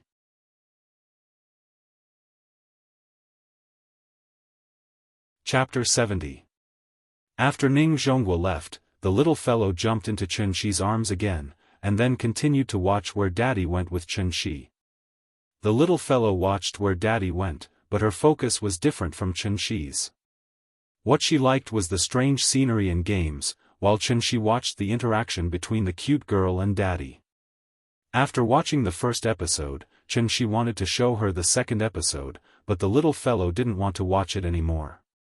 Instead, she leaned her little head forward and said to Xianxia expectantly, "Papa, I also want to play 123 Wooden Man, okay, Daddy will play with you." Xianxia touched her little head, and then stood up with her in his arms. In fact, games like hide-and-seek and 123 Wooden Man were more fun with more people. Xianxia thought for a moment and asked the big cat to play with him. So, the little fellow leaned against the wall and counted. Xianxia and the big cat stood behind her and moved toward her like snails. 1, 2, 3, Wooden Man. After the little fellow shouted, she immediately jumped and turned around, but Xianxia and the big cat seemed to have never moved. After several times, the little fellow didn't catch any trace of their movements, so she couldn't help but pout.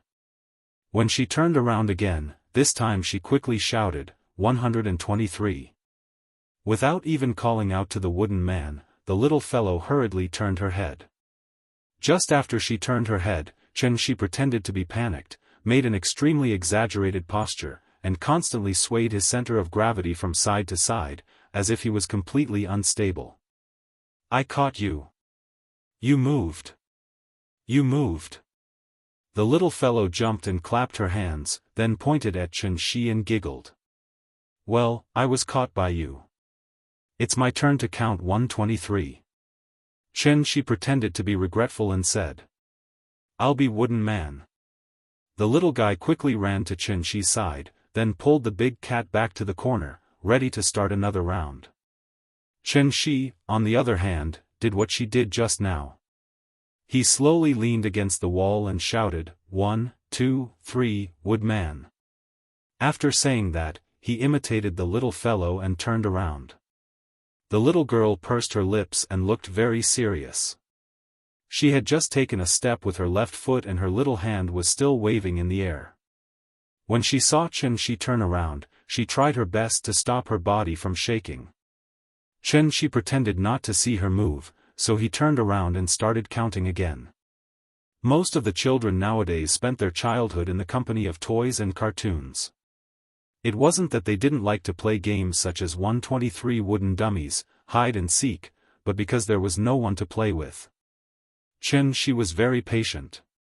As long as the little girl was happy, he could play with her all day. So, when Lin Xian finished everything and came to find them, the father and daughter were still playing 123 wooden dummies in the room. Xianxia didn't know why the relationship between the little fellow and Lin Xian had improved by leaps and bounds. Lin Xian was just an ordinary big sister in the eyes of the little fellow, but after attending Fang Lei's wedding, the little fellow began to like Lin Xian very much. So when she heard the knock on the door, she ran to open it excitedly. This time, it was Lin Xian standing outside the door. When Lin Xian saw that she was sweating profusely, her first reaction was to take her to the bathroom and wash her face with a hot towel. "What are you playing? Are you having so much fun, 123 wooden dummies? It's so fun." After Lin Xian washed her face, the little fellow's whole face was still red, looking like a ripe apple. "Have you been playing for a long time? Are you tired?" "Tired. But it's fun." Lin Xian gently tapped the tip of her little nose, then carried her out of the bathroom. "Drink some water, children need to drink more water." After pouring a glass of water for the little fellow and letting her gulp it down, Lin Xian looked at Xianxia and praised, "When a man takes care of a child, not many are as patient as you." Hearing this, Xianxia suddenly smiled and said, "This is my daughter, if I don't have patience for her, who will?" Lin Xian smiled and didn't say anything. Then she took the bouquet she brought and handed it to the little fellow. "Big sister brought you a bouquet of flowers, do you like it?" "I like it. It's so beautiful. It smells so good." The little fellow took the bouquet and smelled it, then suddenly smiled happily. She had seen this bouquet yesterday, but Lin Xian didn't allow her to touch it. She didn't expect that she would give it to her today. At this time, Xianxia said thoughtfully, "This is the bride's bouquet, right?" I heard that after the bridesmaid receives the bouquet, it's best to dry it and leave it at home for a good omen. If you give it to her like this, I'm afraid this bouquet won't live past tonight. I don't believe in that. Lin Xian shook her head and pinched the little fellow's little face, then looked at Qianxi thoughtfully and said, happiness isn't given by others, it's fought for by oneself. That's insightful. Qianxi gave her a thumbs up, then continued to smile and said, yesterday I heard from Fang Lei that you seem to have been single all this time. Since happiness is fought for by oneself, why don't you fight for it? This woman is an old lady after 28, she can't be single forever, right? Hearing this, Lin Xian's expression changed, as if she was a little angry. It's none of your business. Her voice wasn't loud, and after she finished speaking, she turned her head and played with the little fellow. It seemed that she didn't want to talk to Qianxi anymore. Seeing this, Qianxi could only smile awkwardly and quickly apologize to her. Sorry, I said too much. Humph. Lin Xian snorted softly, but still didn't say anything. The atmosphere was a little awkward. Qianxi looked at the TV and didn't dare to say anything more. After Lin Xian played with the little fellow for a while, she seemed to have calmed down. She turned her head again, looked at him, and asked, after dinner, the cruise ship will go out to sea again and will return the day after tomorrow. You are going to stay until the day after tomorrow? I'm going to take her back later. We've been out for a few days, it's almost time to go back to kindergarten. Lin Xian was stunned for a moment, as if she didn't expect them to leave so soon, so she immediately became a little anxious and said quickly, it's rare to have such an opportunity, why don't you stay for a few more days? Now the country is advocating to reduce the burden. The child is only 4 years old, there's no need to send her to kindergarten in such a hurry, right? Qianxi was choked by her words. After thinking about it, he replied seriously, I mainly want her to develop a habit. She's more than 4 years old, so the sooner she gets used to the school environment, the faster she can adapt to primary school in the future. But there's no need to rush in these 2 days, right? She's only 4 years old. You're suppressing a child's nature. Besides, she's only in the middle class, right? Most of the time she goes to kindergarten, she's just playing with the teacher. After saying that, Lin Xian looked at the little fellow and asked, Nian Nian, do you want to play on the cruise ship for 2 more days? Sister will take you to the children's park, you haven't been there yet, right? I want to go. I want to go to the children's park. When it came to playing, the little fellow immediately became excited and wanted to stand up with a bouquet of flowers. Lin Xian hugged the little fellow and glanced at Qianxi as if to show off. Seeing this, Qianxi could only shake his head and smile bitterly. I only applied for 7 days of leave from the teacher, today is already the 7th day. Give me the phone, I'll talk to the teacher.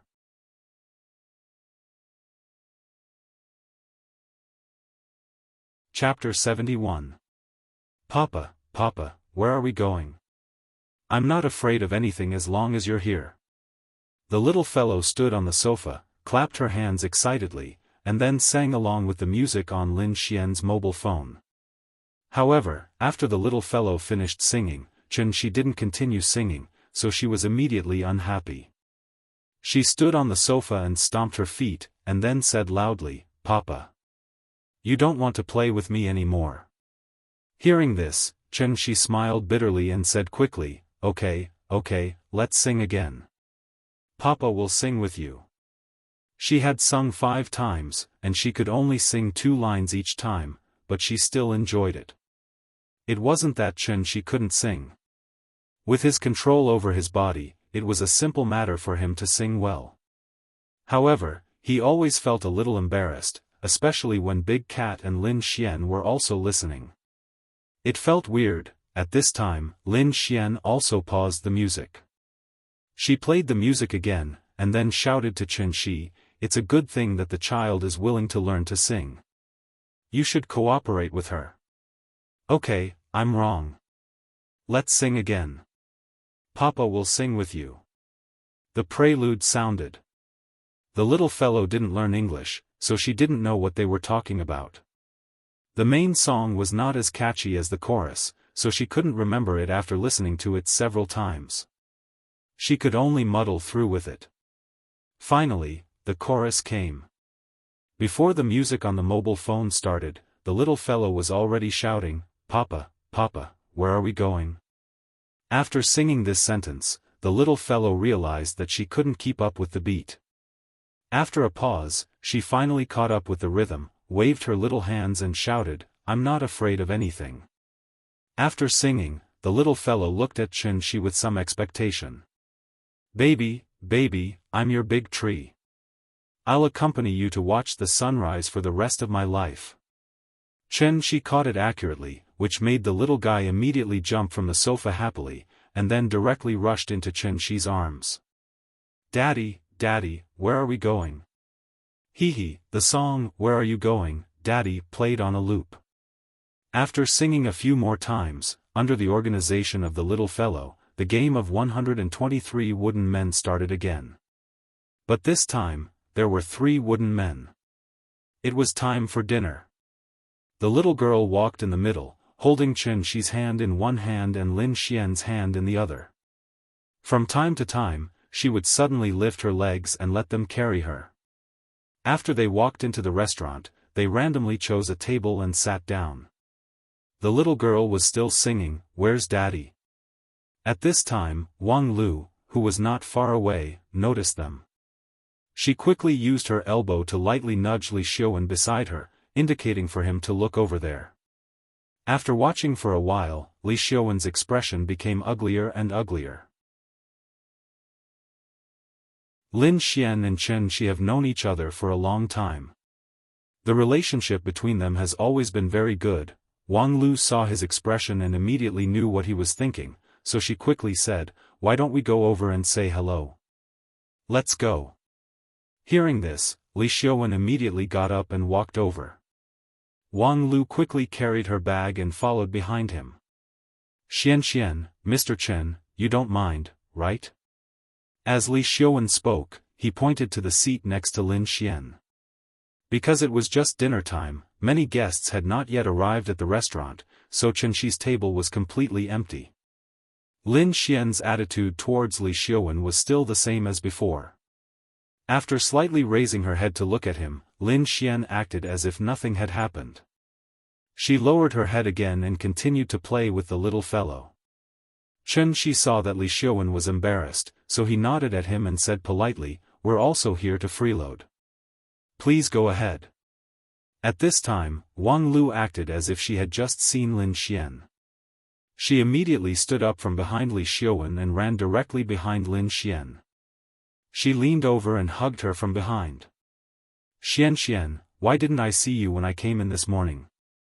Do you know how beautiful you are today? You almost stole Leilei's limelight." As Wang Lu spoke, she even made a hand gesture with an exaggerated expression. "It's not as exaggerated as you say.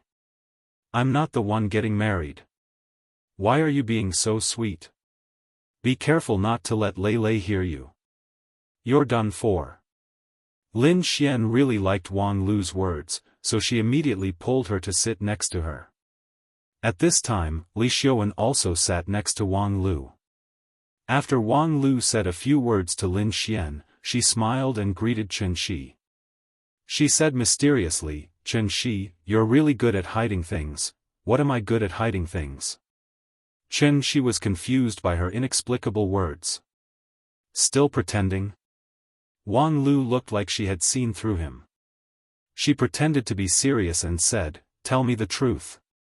Did you create the Fucheng building advertisement that blew up my friends that day?" Hearing this, Lin Xian could not help but look at Xianxia thoughtfully. Not long after this incident, she was kidnapped by Zhao Yuan. If Wang Lu did not mention it now, she would have forgotten that Xianxia had caused such a huge commotion. Li Xiaowen, on the other hand, didn't know that Xianxia was the one who caused the explosion in his circle of friends. "Haven't I always wanted to find Ying? So I asked a friend to help me think of a way, but I didn't expect his method to cause such a huge commotion. Your friend is really amazing." If there's a chance, introduce us to him. One more friend means one more path, don't you think so? Perhaps Xianxia could not stand Wang Lu's unscrupulousness. After nodding lightly, he did not speak anymore. Wang Lu and Li Xiuwen's sudden appearance made Lin Xian's mood turn bad. Thus, she did not speak anymore. She took out her phone and started playing by herself. When Wang Lu spoke to her, she did not say a word. When Wang Lu wanted to lead the topic to Li Xiuwen, Lin Xian completely shut her mouth. She did not even make a sound. He had already said so much, but Lin Xian was still the same. Even Wang Lu felt a little bored. Thus, she could only look at Li Xiuwen helplessly. Li Xiuwen's expression was very ugly. He was silent for a while. Then, he suddenly stood up. Without saying a word, he turned around and walked out. This was the first time he had lost his composure in front of Lin Xian. Wang Lu was stunned. She stared blankly at Li Xiuwen as he left. Until she saw Li Xiuwen walk out of the restaurant, she looked at Lin Xian with an exasperated look and complained, Xian. Don't be like this all the time. What's wrong with Li Xiuwen? Why do you always treat him like this? He's also infatuated with you. Can't you try? Enough. Stop talking. Lin Xian shouted and interrupted Wang Lu. Her full chest rose and fell quickly. It was obvious that she was very angry. Wang Lu was also shocked by her sudden outburst. The little guy also quickly raised his head and looked at Lin Xian. Then, he stretched out his little hand and touched her face. He comforted her softly, "Sister, don't be angry. Don't be angry." Lin Xian rubbed his little head. Then, she squeezed out a smile and said reluctantly, "Good girl. Sister won't be angry." After saying that, Lin Xian looked at Wang Lu and said seriously, "Lulu, I really don't need you to worry about my personal problems. If you continue to be like this, I think we can't even be friends." Xian, you.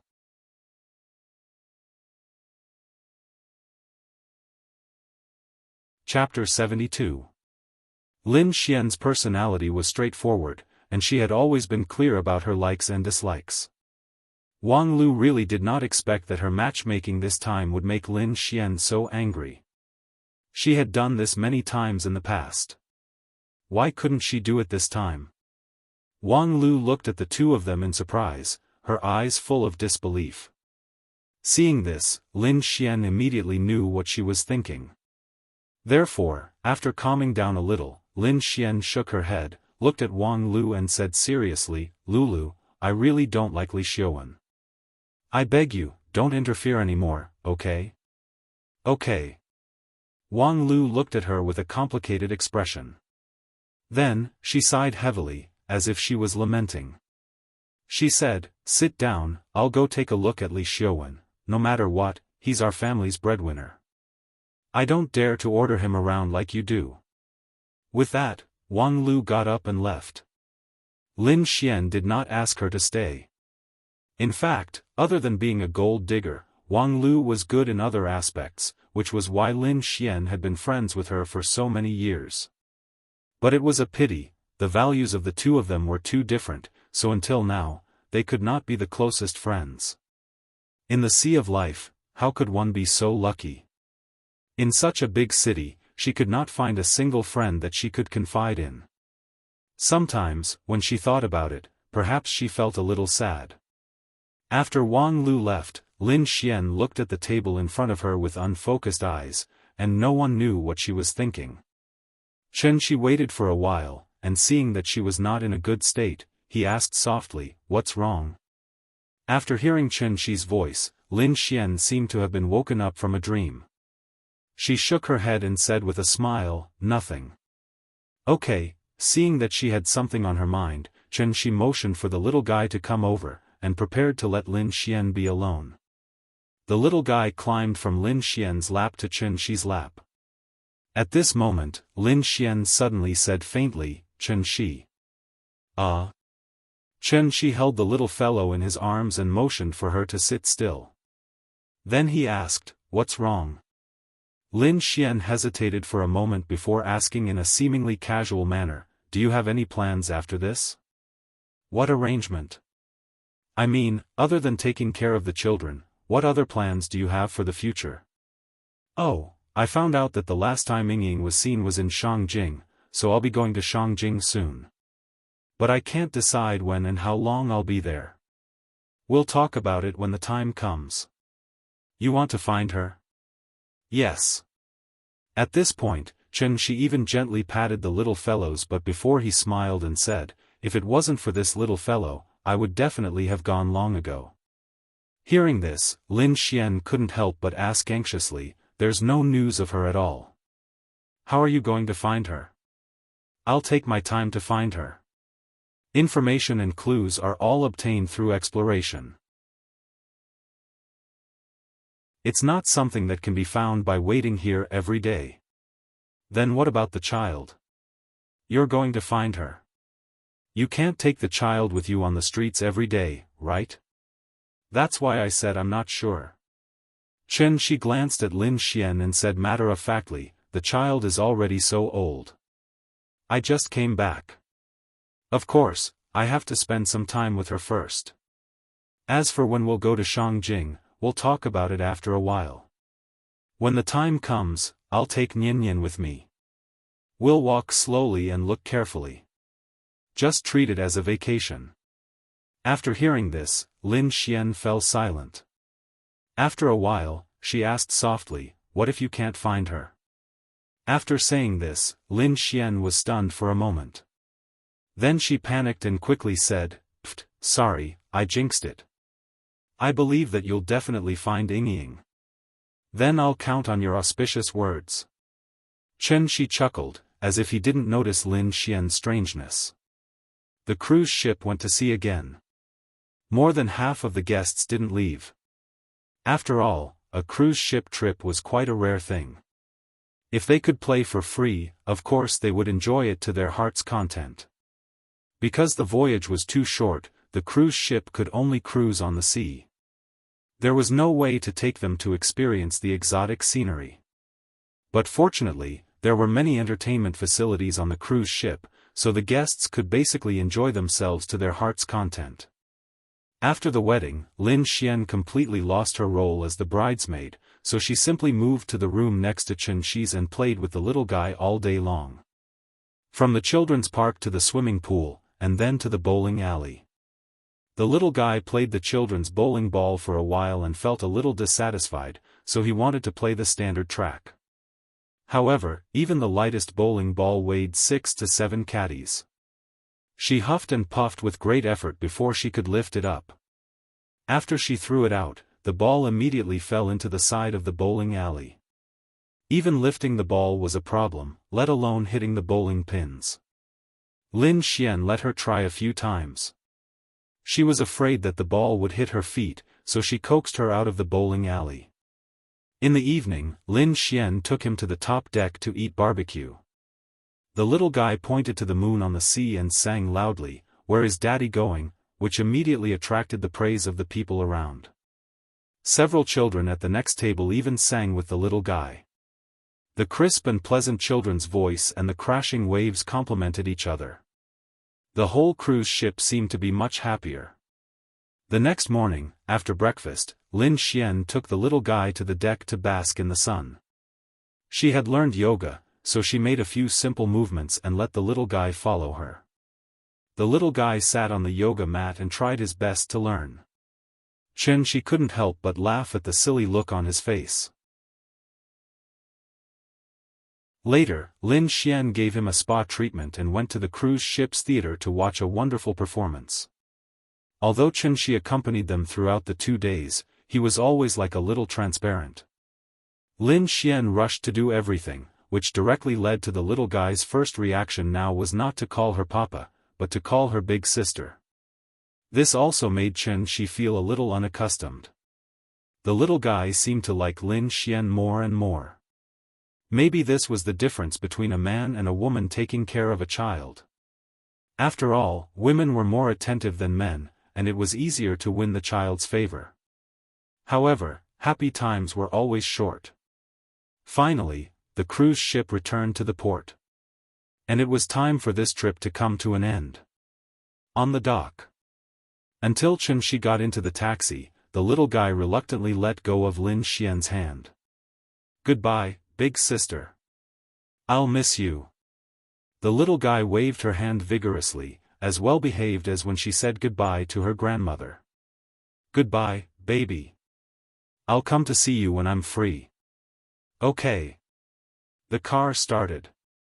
The little guy sat in the car, but kept looking back at Lin Xian, who was still standing in the same place. Qianxi hugged her and gently patted her back, motioning her to sit still. "Papa, I like big sister." The little guy laughed and gave Lin Xian the highest praise. Qianxi shook his head and did not say anything. The little guy happily sang, "Where is Daddy going?" which made the taxi driver couldn't help but praise, "Your daughter is so cute." "Thank you." Qianxi smiled and nodded in response.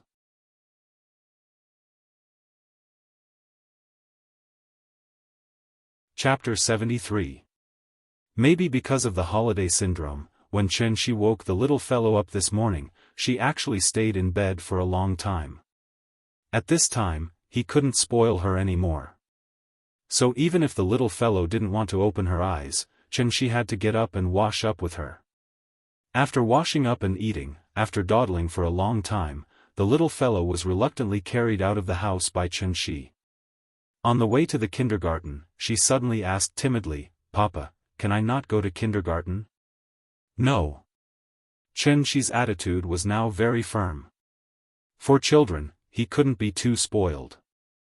The little fellow pouted and struggled to let go of Qianxi, but Qianxi didn't ask and directly carried her to the gate of the kindergarten. Teacher Wang smiled and said hello to Qianxi. Qianxi wanted to give the little fellow to her. But at this time, the little fellow suddenly broke out.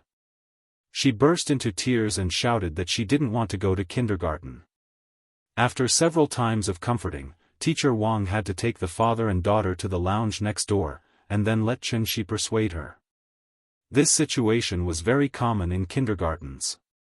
After Qianxi's patient and earnest teaching, the little fellow finally calmed down, and then said with a pitiful look, "Papa, you have to pick me up."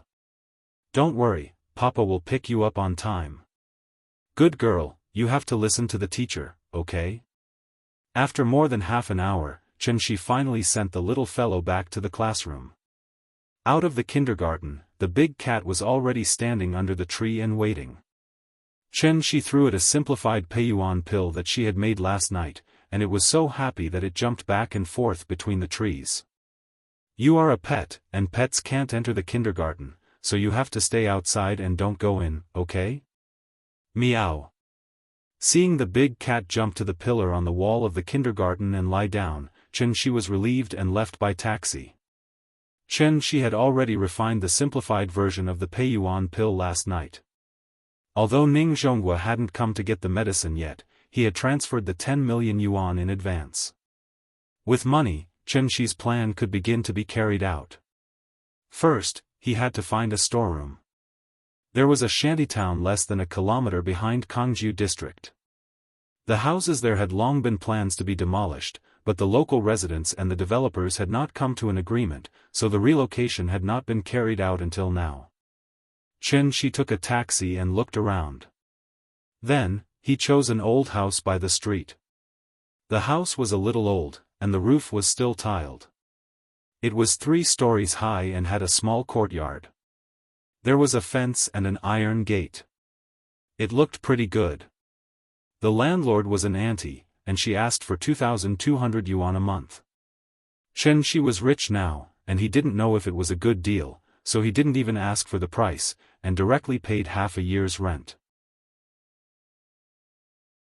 Including the deposit, it was a total of 15,400 yuan. After Qianxi paid, the auntie quickly stuffed the key to him. Then, without mentioning the contract, she went back to the mahjong house next door with a cigarette in her mouth. Xianxia hadn't seen such a boorish style in a long time, so he simply tried the key and checked the rooms one by one. After that, he took a taxi and set off again. This time, his destination was the Chinese medicine market next to the Xingwang Temple.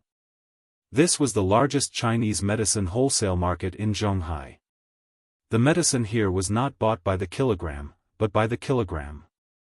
Xianxia bought 100 kilograms of cordyceps pupae, but the boss thought that it was too little, and only gave him 20 yuan less per kilogram. The original price was 1,000 yuan a kilogram, and the current price was 980 yuan. Wild baiji was 600 yuan a kilogram, which was 1,200 yuan a kilogram. Xianxia thought it was too expensive, but the boss didn't want to give him less, and said that this was the wholesale price. Well, 100,000 yuan was gone again. Red ginseng was 500 yuan a kilogram, which was much more cost-effective. If he bought 100 kilograms, the boss would give him a discount, and he could take it home for 40,000 yuan. Relatively speaking, ginseng was not that expensive. 600 yuan a kilogram, and 100 kilograms would only cost 60,000 yuan. Xianxia bought as he shopped. It wasn't that he didn't have rich customers like him, but it was very rare. So, he became famous after a while. Xianxia only bought the best quality and the oldest. So, many bosses took out their treasures and followed behind him to promote their medicine. In fact, whether it was artificially bred or natural, there was not much difference in Xianxia's eyes. He only cared about one thing, and that was how much spiritual energy was contained in the medicine. Because he bought too much, Xianxia couldn't transport these medicine back. Zhonghai prohibited trucks from entering and leaving between 6 in the morning and 2 in the morning, so he could only pay the deposit first. At night, the medicine bosses could send him the medicine he bought today. When Xianxia arranged everything and returned to the kindergarten, it was already 3:30 in the afternoon. Big Cat was still dozing in the sun on the pillar of the wall. The little girl was happily playing eagle catch chicken with the other children under the guidance of the teacher. Xianxia stood outside the wall and looked at the little girl's happy face through the fence. In an instant, even his mood was much better. Zhonghai, Binjiang Club. Binjiang Club was jointly founded by several rich people in Zhonghai, and Ning Zhonghua was one of the founders. As the top and most high-end private club in Zhonghai, Binjiang Club was also the most low-key private club in Zhonghai. Every member of Binjiang Club could be called a real rich and powerful person. They could be well-known entrepreneurs, capital tycoons, scholars, heroes, and political leaders. In short, this was an elite gathering point composed of political celebrities, business celebrities, cultural celebrities, and social celebrities. Binjiang Club was famous for its Jianghu. On the dining table, there were lively Jianghu dishes, and in the business field, there was a chivalrous Jianghu token. Every member had their own Jianghu token. If the holder of the Jianghu token was in any emergency, as long as the token was shown, the chairman had the obligation to convene a hero assembly to organize all members to discuss countermeasures and help the holder through the crisis. Moreover, each member only had one chance to use the token. Binjiang Club was not open to the public, and to become a member, one had to go through layers of assessment. Now there was a saying that without the Jianghu token, no matter how rich you were just a country bumpkin who was excluded from the core circle. On this day, Ning Zhonghua, as the founder, suddenly called a meeting. So early in the morning, when Ning Qiudong saw Ning Zhonghua put on a three-piece suit and came downstairs, she was so scared that the coffee cup in her hand almost fell to the ground. "Dad, what are you doing?" Ever since Ning Zhonghua came back from Nanyang 3 years ago, he had never worn a three-piece suit. He dressed like a retired old man all day long. Now, he suddenly changed into a three-piece suit, with a tie, leather shoes, and neatly combed hair. The sudden change in style made Ning Qiudong unable to accept it. "Hee, how is it? Dad is handsome, right?" Handsome, Ning Qiudong looked at her father, who suddenly became more energetic, and asked curiously, "Dad, what are you doing? Hearing this, Ning Zhonghua smiled mysteriously, shook his head, and did not answer.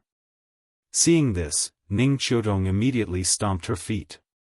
Just as she was about to act coquettishly, Ning Zhonghua made a shushing gesture at her, and then said mysteriously, "Don't ask. Dad is going to do something serious, so I won't accompany you to eat breakfast."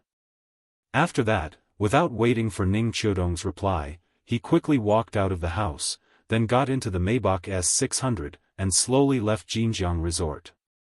Ning Qiudong stood at the door and watched the car gradually go away, but her brows were slightly furrowed. What kind of song was this? Thank you to Ning Xiaojia, the nouveau riche girl, for the 50,000 reward. Jiajia is a nouveau riche, I have to hug her tightly.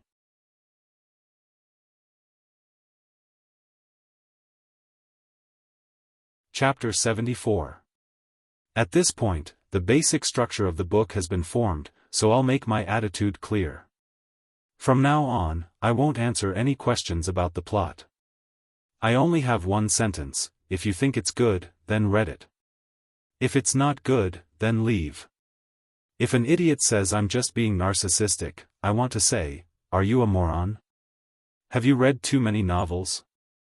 You always come here to show off your IQ, but you always forget to bring the most important thing, your brain. Don't you know there's a thing called foreshadowing? You're always wrong here and there. How high do you think your IQ is? Honestly, sometimes when I see your comments, I feel like laughing. It feels like I'm feeding a child. I have to explain things clearly to him so that he can understand what I mean. I don't want to write a running account, and I don't want to write a face for each character. You say it's not reasonable. You finish a chapter in 2 or 3 minutes, but I finish a chapter in 2 or 3 hours. How long do you think you've been thinking? And how long did I think? You can make suggestions, you can find bugs, but please don't make a conclusion without reading the rest of the chapter. That's really stupid. Finally.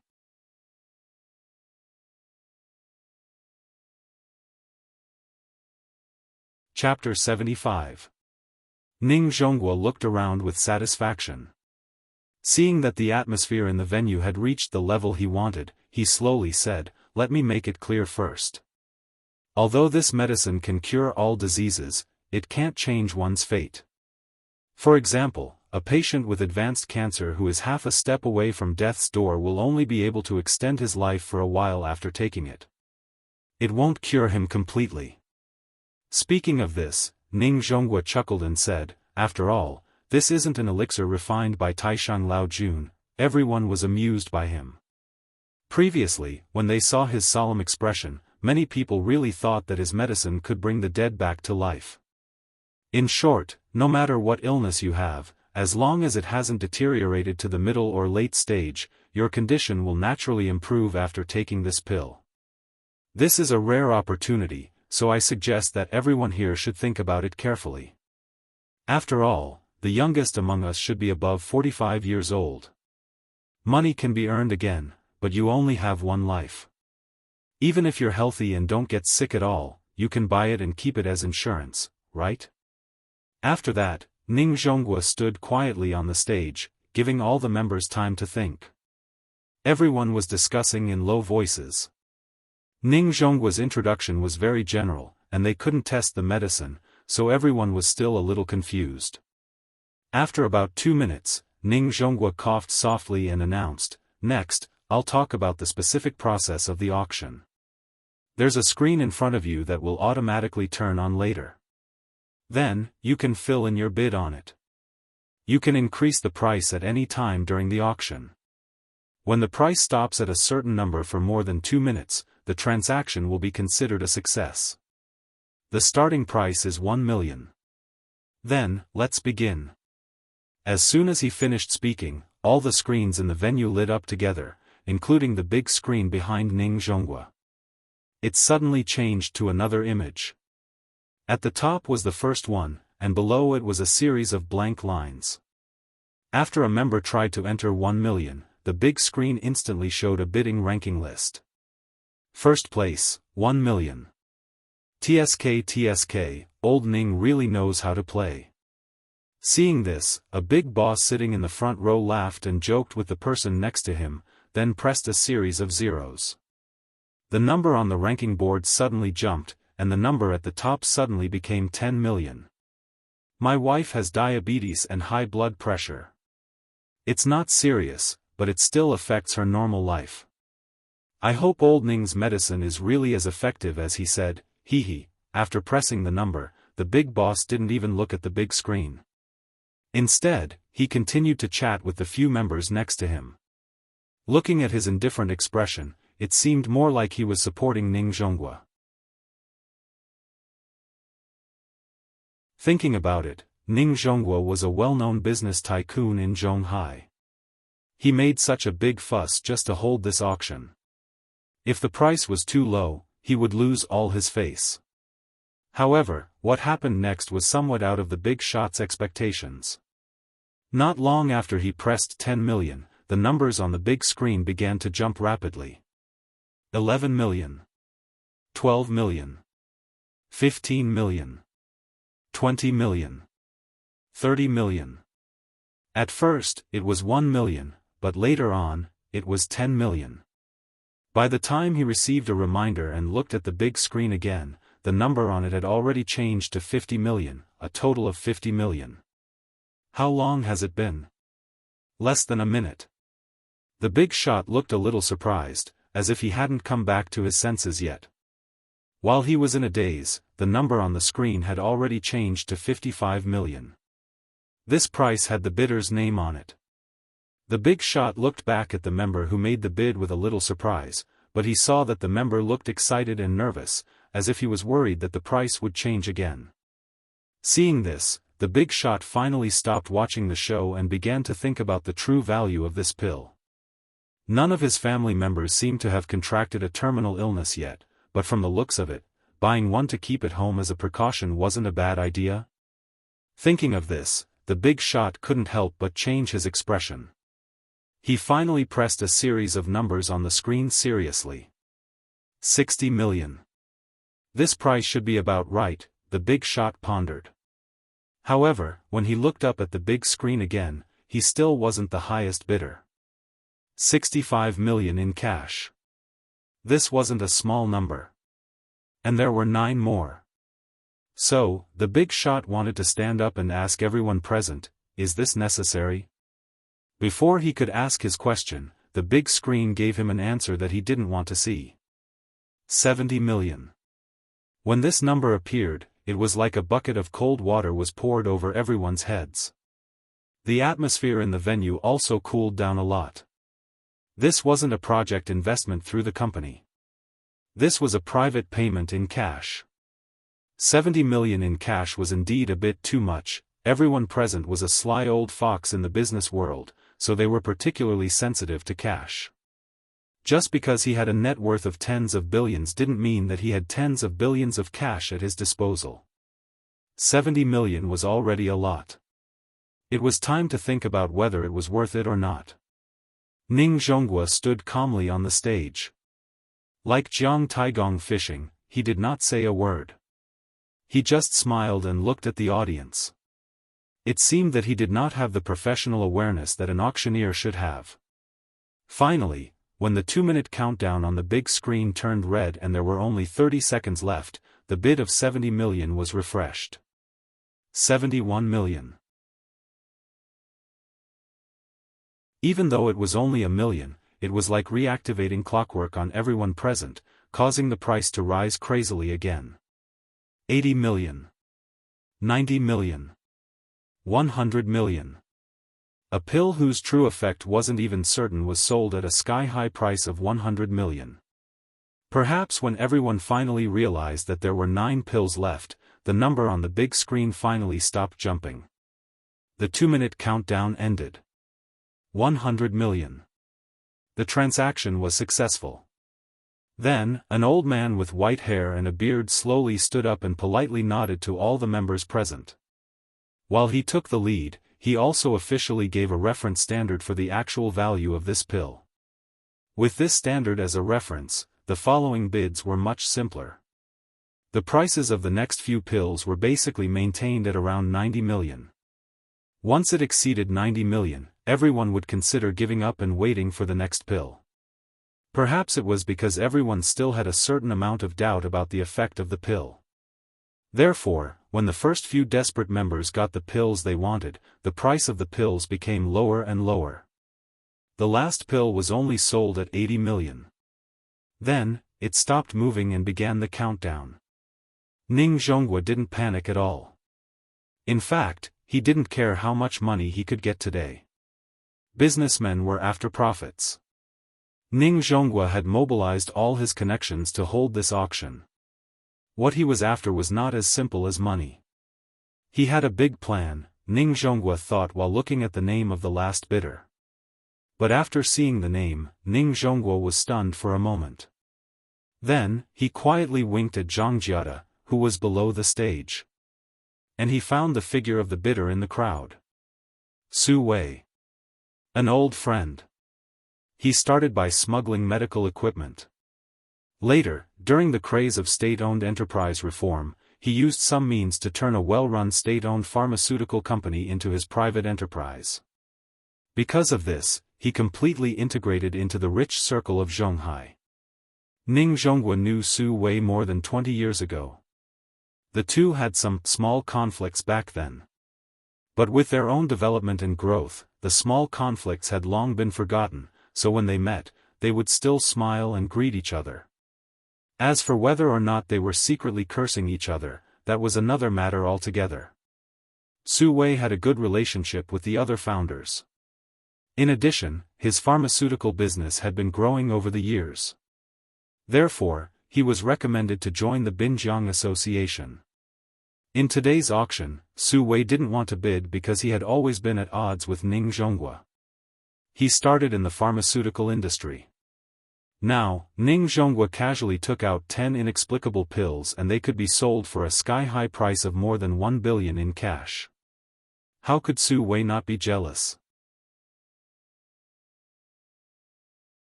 So after hesitating for a while, Su Wei decided to buy one and take it back to the laboratory to study it. He wanted to see if this medicine was really that magical.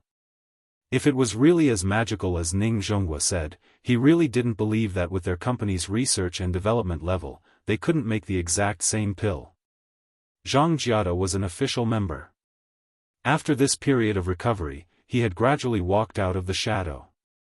Therefore, at Ning Zhonghua's request, he came to help him set up the venue.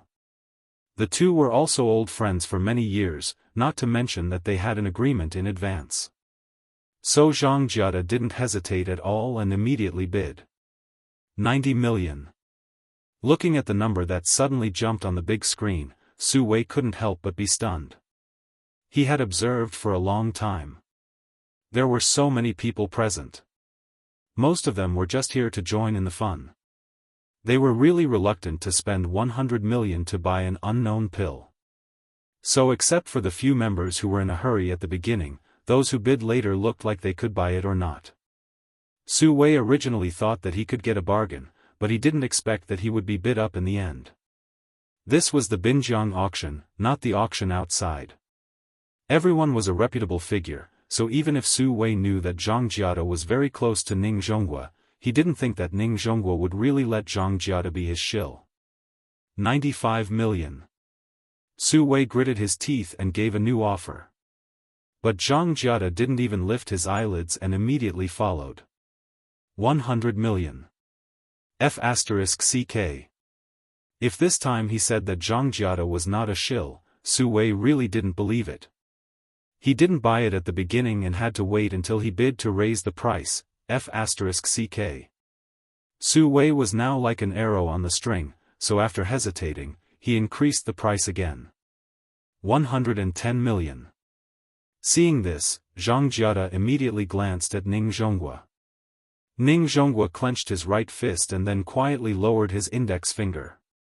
Zhang Jiada understood, so he immediately increased the price by 10 million. 120 million. This time, Su Wei was really angry. So after seeing Zhang Jiada's bid, he immediately stood up and didn't even bother to lower the price. He directly shouted, 130 million. This was the rhythm of turning hostile. This was the Binjiang auction. Since Ning Zhonghua dared to do this, Su Wei dared to turn hostile. If Zhang Jiada increased the price again, even if it was 1 yuan, Su Wei would flip the table today. Everyone present was smart. Some of the big shots who knew some of the secrets had long understood that Ning Zhonghua was deliberately tricking Su Wei. Ning Zhonghua wasn't really greedy for that little money. He did this purely to annoy Su Wei. So, a big shot closest to Ning Zhonghua immediately coughed and shook his head slightly. That was enough. And Zhang Jiada already understood Ning Zhonghua's meaning, so he didn't increase the price and let Su Wei win the last pill at 130 million. The auction was over. After Ning Zhonghua glanced at everyone present, he slowly walked down the steps. He didn't even want to avoid arousing suspicion and directly sat next to Zhang Jiada. After the two looked at each other, they suddenly burst into laughter. And Su Wei fiercely stared in Ning Zhonghua's direction. The grudge between them had already grown big. 10 simplified version of the energy cultivation pill that was only fit to be eaten by the big cat as a snack. After Ning Zhonghua changed hands, it actually sold for a sky-high price of close to 1 billion.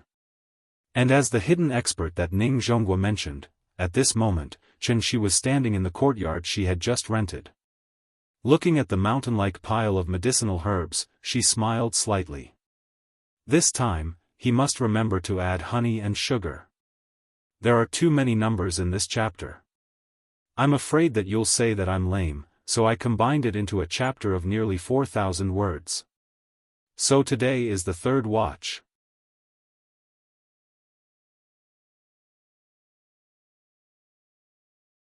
Chapter 76. Since I'm the author, not giving spoilers is the least I can do. That's why it's not convenient for me to tell you too much about the plot. I hope you can look for it yourself. The following is a review I saw on a book. I'll forward it to you and hope it can inspire you. The author has already said in Qidian that there is only one female lead, Qin Ruoying. In the book, Auntie Zhang said that Qin Ruoying left a message, if you come back and I'm not back, don't look for me, and don't go to my house, because I won't go home. From this, it can be seen that the female lead is not at home, but in a hidden sect. Combined with the female lead's appearance, see, Chapter 31. The female lead's pregnancy should have aroused the sect's anger, so the female lead was put under house arrest.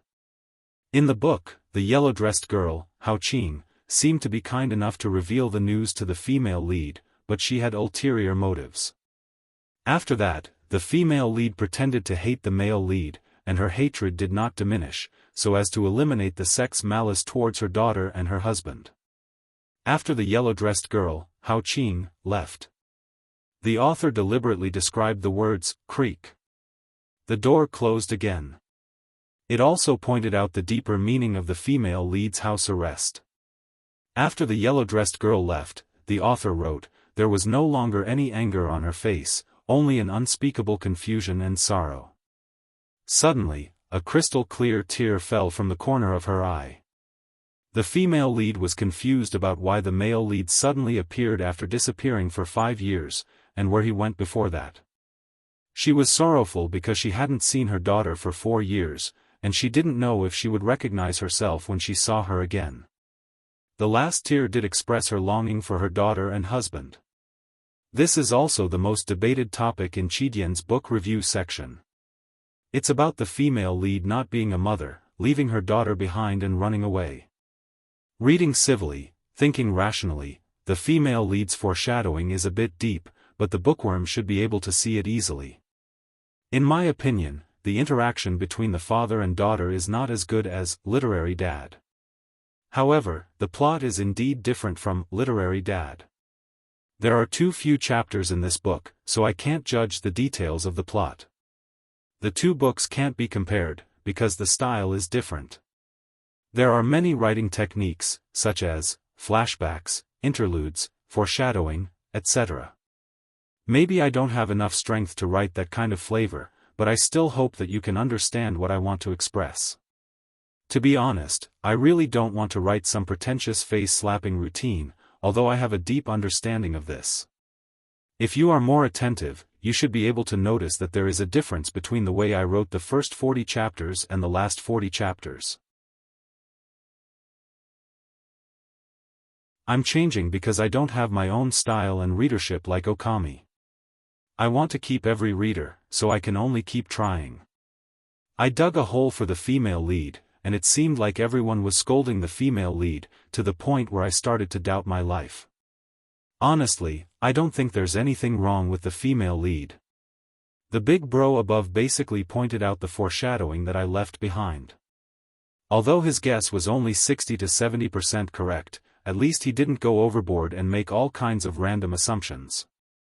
He had to be reasonable about everything, and he had to speak his mind. What are you talking about? I'm not scolding you, but I really want to ask you to not be such a straight man. Straight man cancer. Some readers may be too young, so they don't understand the pain and suffering of a woman who is pregnant for 10 months. Pregnancy is a woman's weakest and most helpless time, so they especially need companionship at this time. She disappeared for 5 years. When you were scolding the female lead, did you think about how much she sacrificed? As a mother, she left her own child. Do you think she didn't feel pain? Nian is a piece of meat that fell from her body. Do you really think that Qin Ruoying's character is a 17 or 18-year-old girl? If that was the case, didn't she know to get an abortion when she left? You are all readers, and 10% of you will become my breadwinner in the future, so I can't afford to offend you. I'll do whatever I can to earn money. I'm not stupid, so of course I won't go against money. I've explained the female lead's problem, so it's up to you whether you want to listen or not. This is a serial, so I can adjust the plot at any time. When the time comes, I'll selectively adjust the plot according to the data. In addition, this book is Qidian's first release, so your support outside of Qidian is actually useless to me.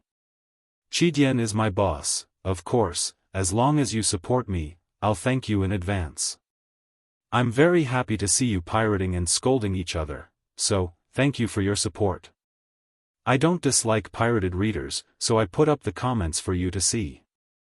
I really didn't expect that when most of Qidian's comments section was scolding the female lead, there would be a more fair and objective comment in the pirated comments section. Sigh, this book's reader group, 5117933123.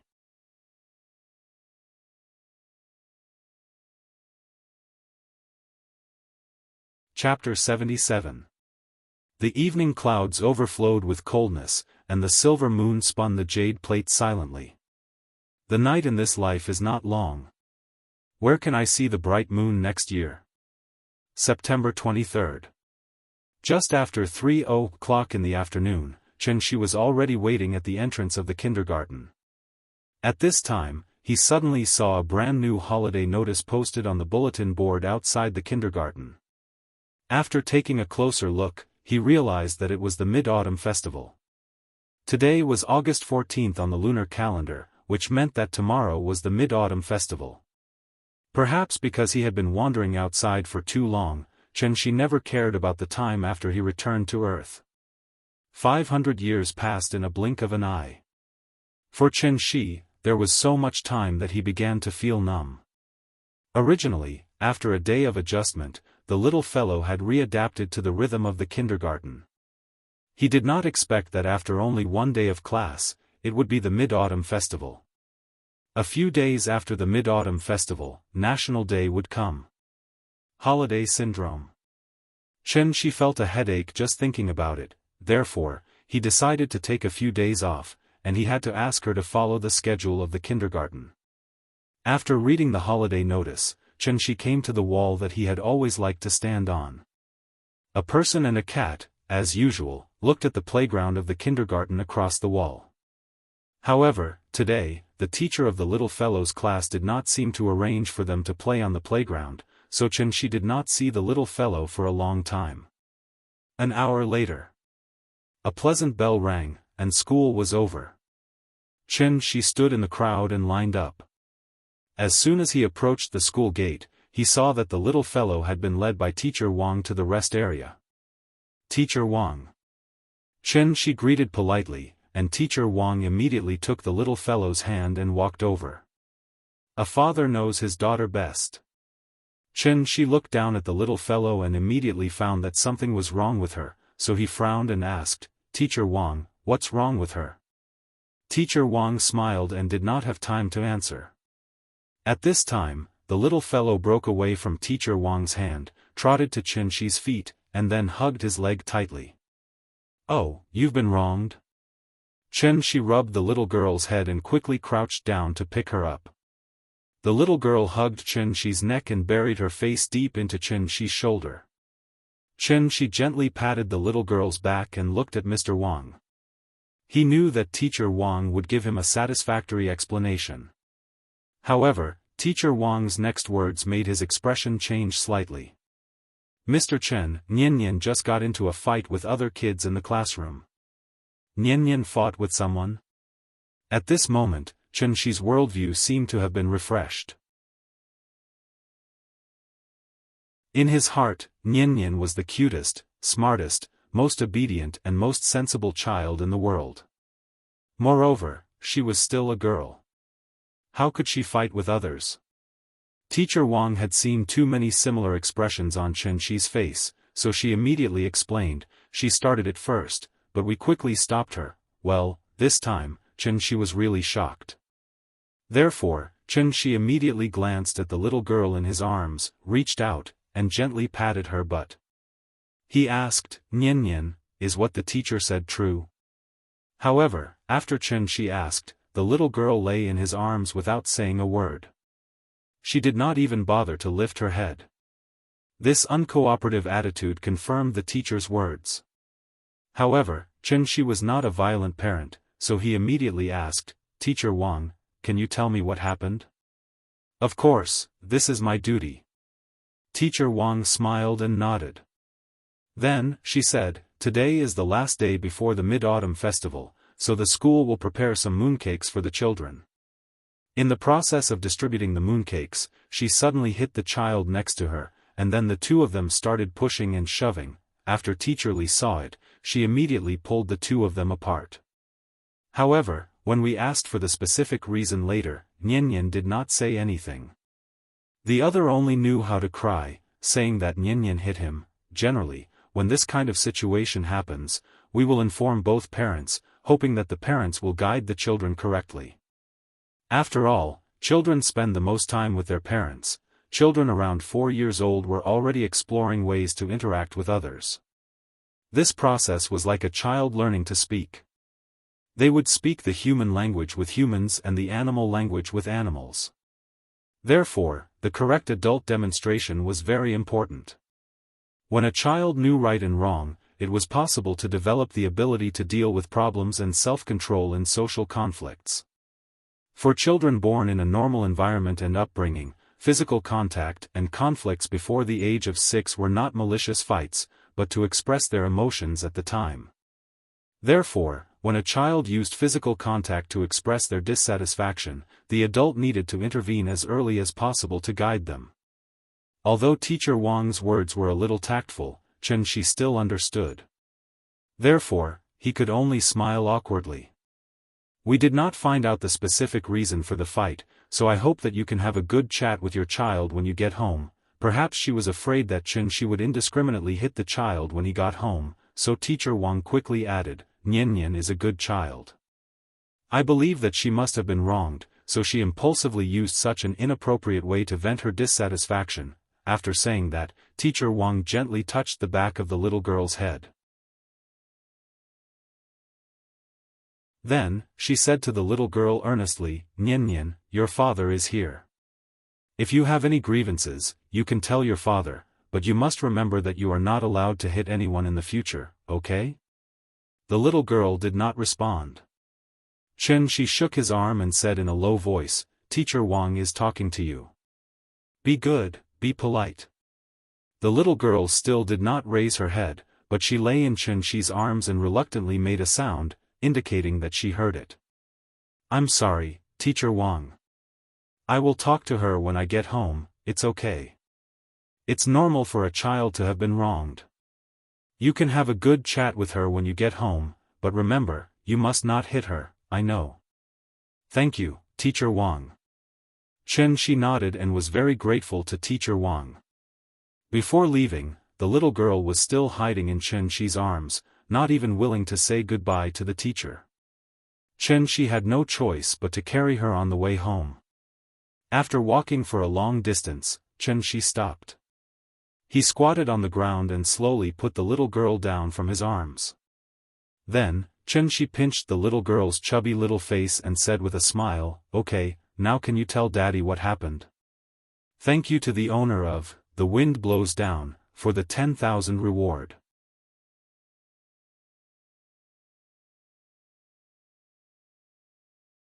Chapter 78.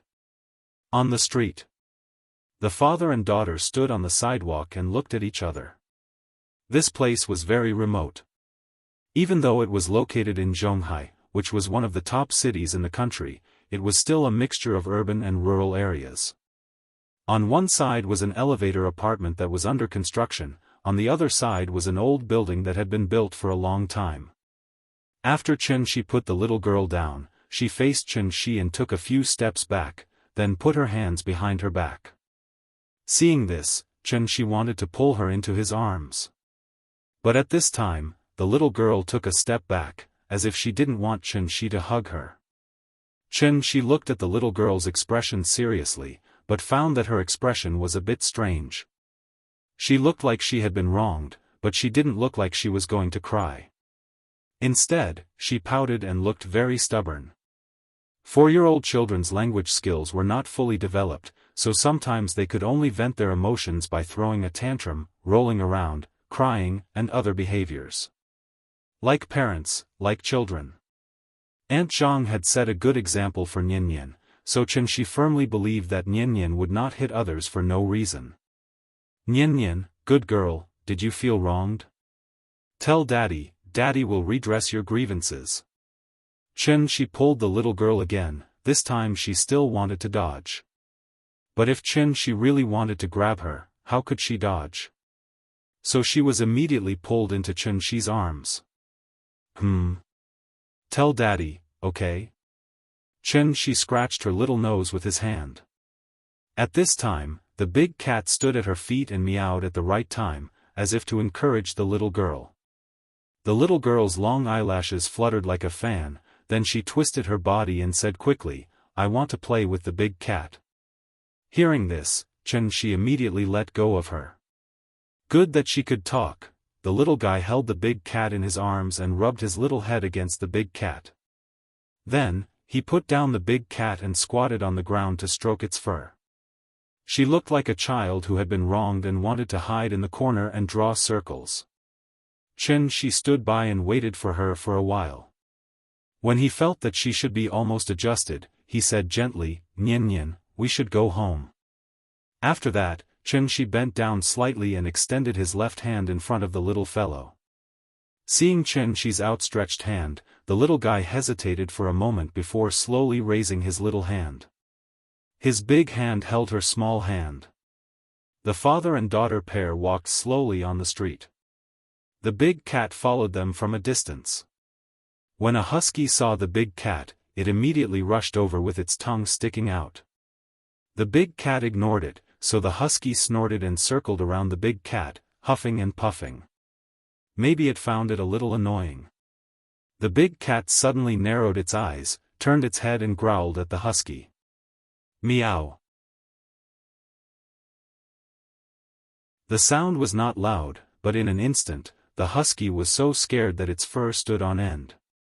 It immediately jumped far away and ran faster than it came with its tail between its legs. It did not dare to look back and ran faster than it came.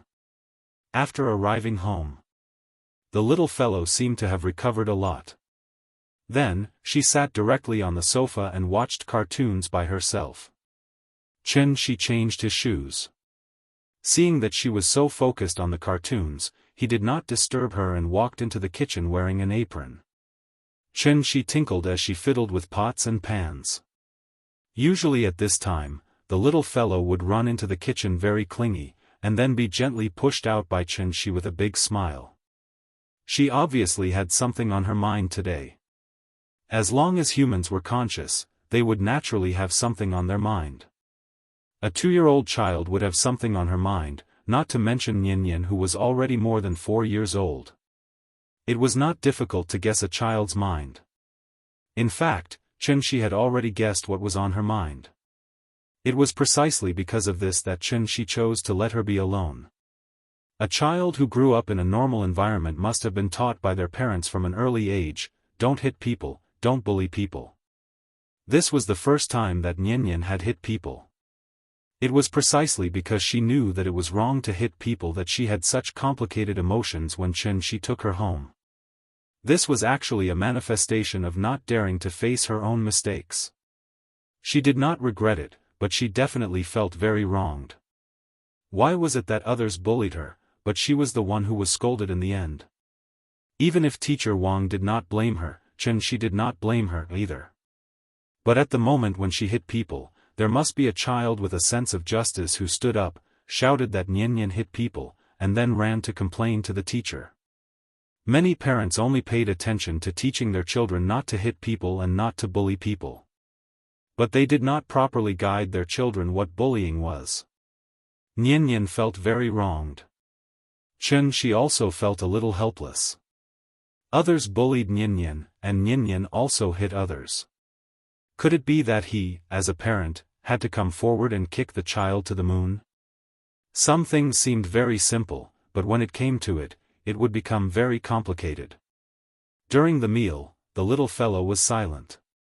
After a few mouthfuls with the spoon, she threw the spoon away and sat on the sofa to continue watching TV.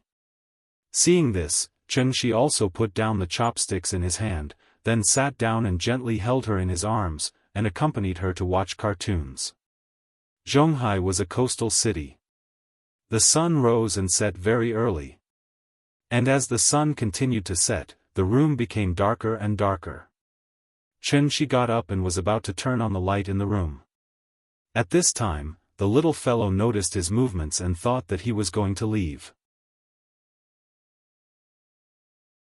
She immediately pulled Xianxia's sleeve and said timidly, "Papa, I'm sorry." After saying that, her tears flowed out of her eyes like a dam that had been opened.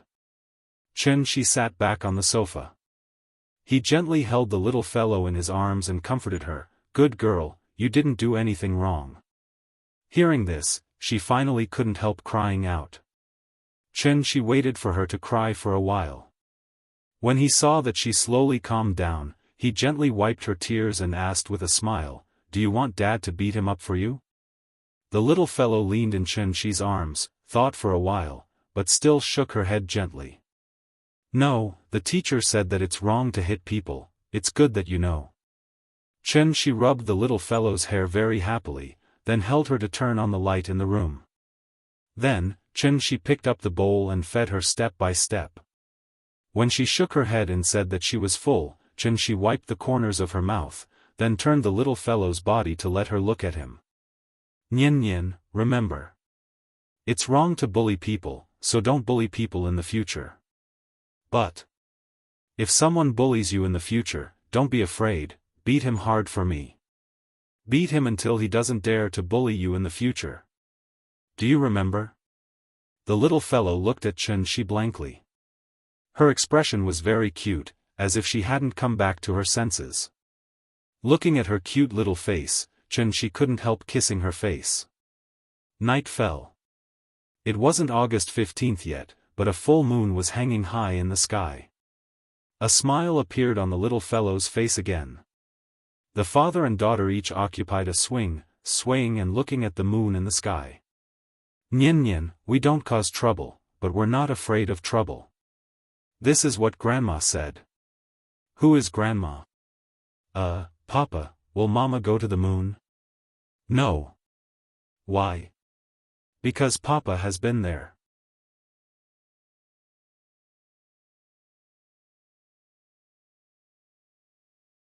Chapter 79.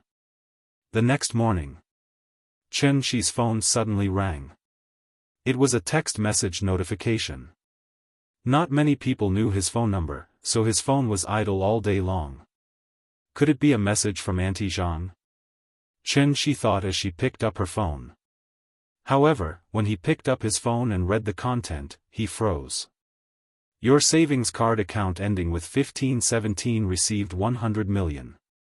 00 yuan at 10:29 on September 24th. Your current balance is 106,278,486. 00 yuan. 10 million. 100 million? Without thinking, Chen Shi suddenly understood where the money came from.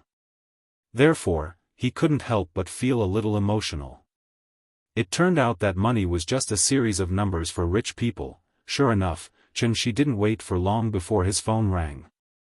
As soon as he picked up the phone, Ning Zhongguo's hearty laughter came from the other end of the phone. Mr. Chen, the money. Did you receive it? Yeah, I just received it. It's like this. The 10 pills you gave me, I sold them for a very high price through some means. I transferred the extra money to your card. You wouldn't mind me doing this, right? Of course not, I already took the money for the pills. Even if you sold them for 1,000 times the price, that's your ability. It has nothing to do with me. I'm glad you understand. Ning Zhongguo laughed and paused for a second. He then suddenly said, today is the Mid-Autumn Festival. It's an old custom in our country to visit relatives and friends during the festival, so I bought some mooncakes and wanted to bring them to you. Do you think it's convenient? When Chen Shi heard this, he couldn't help but laugh at Ning Zhongguo's words. The more he interacted with Ning Zhongguo, the more he saw Ning Zhongguo's businessman nature. It was a source of power that had been completely integrated into his blood, driving him to move in a direction that was profitable. In fact, there was no distinction between good and bad in a businessman's nature of seeking profit. There was only a distinction between good and bad methods. For example, the method that Ning Zhongguo was using now, Chen Shi thought it was a very good method. This also allowed Ning Zhongguo to gain Chen Shi's approval. Thinking of this, Chen Shi nodded and said, okay, come, I'll wait for you at home.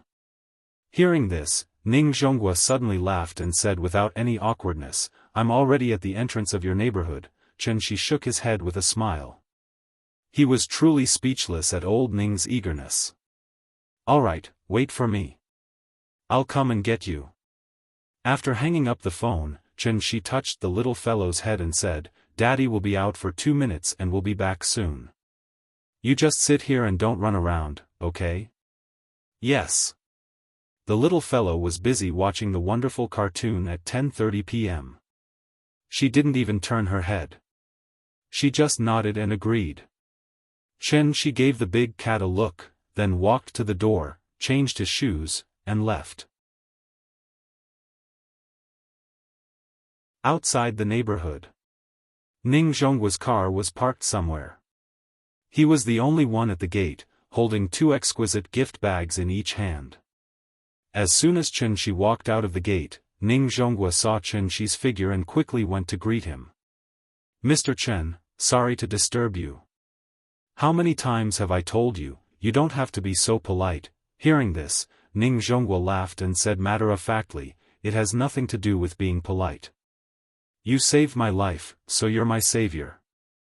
A drop of water should be repaid with a gushing spring, let alone a life-saving grace. So this is what I should do. Please don't treat me like an outsider. After that, Ning Zhongguo handed the gift bags in his hand to Chen Shi and then introduced, the one on the left can't be bought outside. I specially went to Hong Kong to find a master to make it.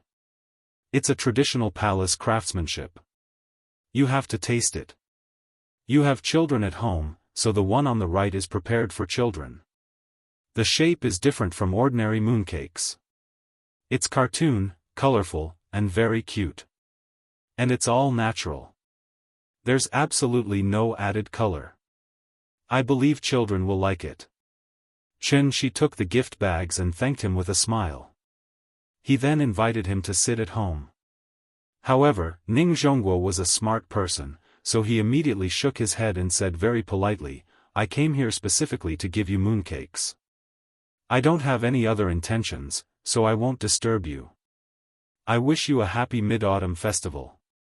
After Ning Zhongguo gave the mooncakes, he waved goodbye to Chen Shi almost without any hesitation.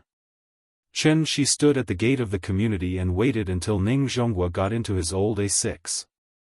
Then, he glanced at the van that was parked a few dozen meters away. Sure enough, after Ning Zhongguo got in the car, the van behind immediately started, and then left far behind the A6. This is a bit interesting. Chen Shi held the gift bags and glanced at Ning Zhongguo's A6, then at the van behind it. He couldn't help but smile. Wei Sheng Pharmaceutical Drug Analysis and Inspection Center. A staff member in a white coat came to Su Wei with a report and said, "Mr. Su, this is the composition test report of the pill, please take a look." Su Wei took the report and looked at it. He found that it was full of words, and there were many professional terms that he couldn't understand at all. "I don't understand these things, I only care about the conclusion. Just briefly explain it to me." "Okay, Mr. Su." The staff member nodded, then simply explained in words that Su Wei could understand. "After our detailed analysis and inspection, we learned that this pill is actually a simple Chinese medicine pill. The specific composition test report has been listed in detail. According to the formula, we speculate that this pill can only play the role of nourishing the body and replenishing the qi and blood." Hearing this, Su Wei's expression changed. He snatched the test report from the staff member's hand. After carefully reading the test results below, his expression became somewhat uncertain. The day before yesterday, after buying this pill at a sky-high price of 130 million, Su Wei immediately sent the pill to the Drug Analysis and Inspection Center. After the Drug Analysis and Inspection Center finished the test, Su Wei gave the pill to an old employee who had been suffering from diabetes for a long time. It had only been a day since the old employee had taken the pill.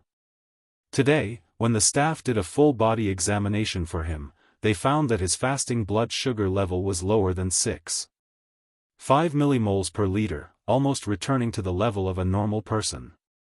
In particular, this pill was really as magical as Ning Zhongguo said. Magical medicine. After seeing the power of the pill, Su Wei immediately became a little excited. Ning Zhongguo was in the shipping industry, and he was in the pharmaceutical industry. As long as he got the detailed test report, Su Wei was confident that the laboratory could replicate the exact same pill within a year. Because the comprehensive computer analysis was needed, the detailed test report was not available until now. However, after hearing the conclusion of the staff member, Su Wei subconsciously felt a chill in his heart. He finally believed Ning Zhongguo's words. Ning Zhongguo dared to use his own name as a guarantee. This pill was really something. A hidden master, 100 million for a pill, not expensive. Just as Su Wei was holding the test report and letting his imagination run wild, suddenly, his assistant ran over with the phone in his hand.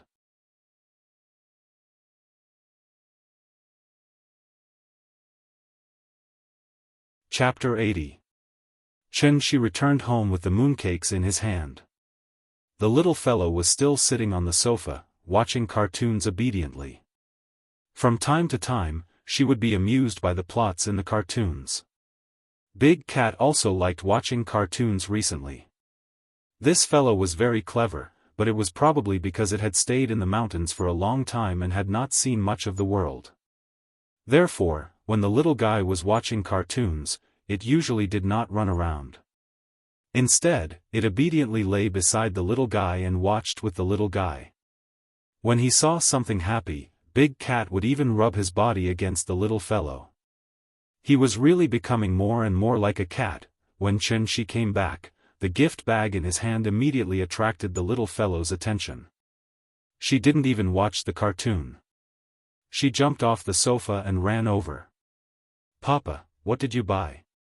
As she spoke, she reached out to grab the gift bag. Seeing this, Chen-shi handed her the gift bag on the left. This gift bag was not heavy, but it was a little big. It was about the same size as Nike's medium-sized bag. She carried the gift bag with both hands back to the sofa. After throwing the gift bag on the sofa with some effort, she climbed onto the sofa and then knelt down to open the gift bag. After opening it, she took out a box from inside. The box was very beautiful. There were some cartoon characters printed on it. It looked very exquisite. The little fellow was immediately attracted. She could not wait to open the box. Inside, there were 12 mooncakes with various animal prints on them. These mooncakes weren't big and were slightly smaller than ordinary mooncakes. Furthermore, they were all of different colors, all of which were warm colors. Just looking at them was enough to whet one's appetite. After Chen-shi put down the other bag, he came to the little fellow and sat down. Yo, the 12 zodiacs. Can you recognize the animals on them? I can recognize them. This is a horse, this is a monkey, this is a pig, this is a rabbit. The little fellow stretched out her small hand and pointed at each mooncake. Then, she reported their names. Suddenly, she stopped and took the light yellow mooncake in her hand. This is a dragon. I am a dragon. It's mine. The little fellow held the mooncake and giggled. After saying that, the little girl didn't hold back and directly took a bite of it. She chewed 2 mouthfuls, but before she could swallow, she puffed up her cheeks and put the remaining half of the mooncake in front of Chen-shi's mouth. Then, she mumbled, "Papa, this mooncake is so delicious, you eat it too." Seeing this, Chen-shi gently took a bite. Not bad. It tastes like cantaloupe. This mooncake was not a traditional mooncake. The outer shell was a little crispy, and when bitten, it would emit a milky fragrance. When placed in the mouth and tasted it carefully, one would be able to taste the sweet taste of honeydew. Its filling was like glutinous rice, soft but not sticky to the teeth. There were also some coconut-like things mixed in it, which was very delicious. To be honest, this thing could not be considered a mooncake at all, but a dessert. In Chen-shi's memory, mooncakes were supposed to be made of egg yolks, red bean paste, 5 kernels, and lotus seed. Although it wasn't as delicious as the one in his mouth, it was more traditional. Perhaps it was because this mooncake was too delicious, the little girl ate 3 pieces in a row, and then collapsed on the sofa. When Chen-shi saw her like this, he knew that there was no need to make lunch today. When she was full, she would naturally start to feel sleepy. The little girl watched cartoons for a while, and unknowingly, she dozed off. Chen-shi didn't want to wake her up, so he didn't carry her back to the bedroom. Instead, he gently covered her with a cold blanket. But just as Chen-shi was covering the little girl with the cold blanket, his phone suddenly rang. Immediately, Chen-shi was startled, and he quickly picked up the phone. The phone call was from Lin Xian. After Chen-shi ran into the bedroom, he said into the phone, "Hello? It's me, Lin Xian." "I know, what's the matter?" It's nothing. I just wanted to ask, do you have any plans for the Mid-Autumn Festival?" Her voice sounded a little hesitant. It was slow, but there was a rare gentleness in it. Chen-shi thought for a moment, but he pretended to answer casually, "It's nothing. I just let her play too much a few days ago, so I'm going to tutor her at home for the next 2 days to adjust her.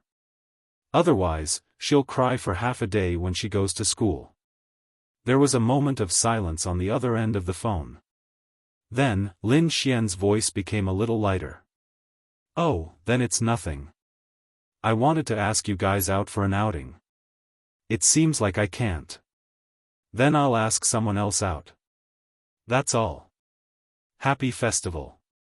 Happy festival."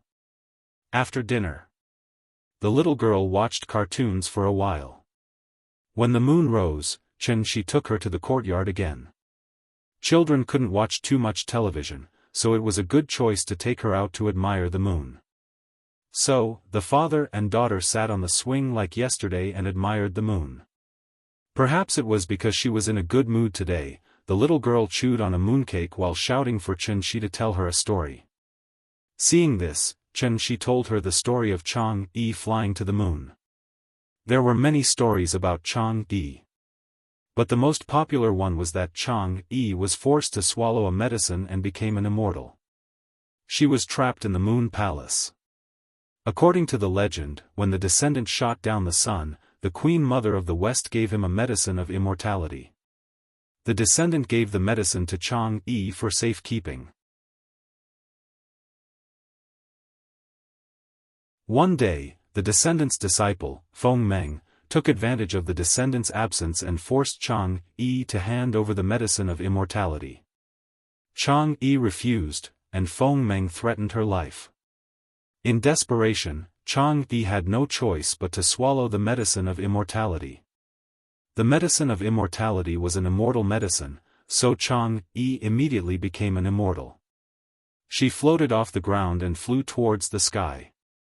This medicine was originally given to the descendant by the Queen Mother of the West. Although Chang'e became an immortal after eating the medicine of immortality, she couldn't be listed as an immortal. So she could only be trapped in the cold moon palace, never to see the descendant again. The little girl was young, but she seemed to understand the pain of yearning between a man and a woman. After hearing Qianxi's story, her little face scrunched up, and she kept muttering to herself, "Big sister Chang'e is so pitiful." Seeing this, Qianxi could only gently rub her little head. Actually, there was another version of the story of Chang'e flying to the moon. That was the version of Chang'e abandoning her husband and swallowing everything for herself.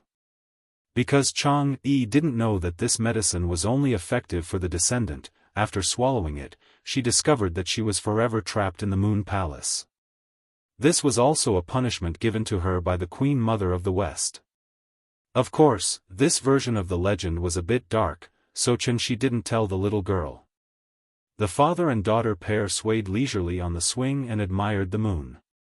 Meanwhile, in the distance, in a small courtyard, a white-robed woman walked out of the pavilion and looked up at the full moon in the sky. She was dressed in a pure white dress, and under the bright moonlight, she was like a piece of white jade, shining brightly. The moonlight was like water, but it was also bone-chilling. Who could understand Chang'e's suffering? 10 frosty shadows turned the courtyard tree, this evening bound people to a corner. Not necessarily, Chang'e was without sorrow and hatred, the jade toad was cold and the osmanthus was lonely. Asterisk asterisk asterisk asterisk asterisk asterisk asterisk asterisk asterisk asterisk chapter 76. Someone asked the use of the poem at the beginning, saying, "I am water." Now, let me explain. That poem corresponds to this one. Both poems are called Mid-Autumn Moon. One is by Su Shi, and the other is by Yan Shu. Both poems have metaphors. Putting aside the metaphors, these two poems perfectly fit the theme of this book.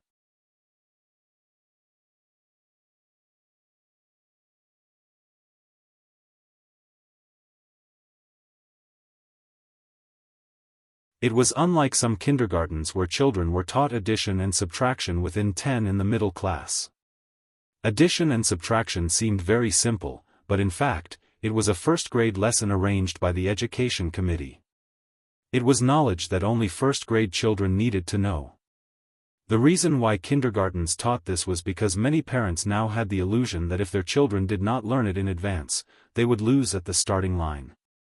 Therefore, under the strong request of some parents, many children who were not even 4 or 5 years old could already recite the positive numbers within 100 and the negative numbers within 100 smoothly. This also made the parents feel complacent, thinking that their children were the smartest. But in fact, this was the result of forcing children to remember, and not the result of children actively understanding the memory. In other words, this kind of education method was actually wrong. Except for a very small number of geniuses, normal children were basically at the perception and action thinking stage before the age of 3. From the age of 3 to 6, they were at the concrete image thinking stage. It was not until the age of 6 that children entered the early school years. For example, memorizing mathematical formulas, English words and sentences, Tang and Song poems, and mathematical formulas were all learning that emphasized memory. Learning too early was harmful and not beneficial. Why was this? Because children's brains were very malleable. Letting children learn by rote too early would greatly reduce the malleability of the brain, and thus affect the child's imagination. In addition, forced memorization would also increase the child's psychological stress and reduce the child's interest in learning. When the child really started learning in the first grade, semester fatigue would suddenly appear, and the child would not have the heart to learn at all. The young brain needed balanced development. Although the simple memory early development of the child's left brain, it inhibited the development of the right brain, hindering the full development of the brain. Xianxia did not understand these things very well. His idea was actually very simple, and that was to create a comfortable and happy childhood for Niannian. Xianxia did not ask Niannian to go to Tsinghua University or Peking University, so compared to grades, Xianxia was more concerned about whether he could create the right values, outlook on life, and worldview for Niannian.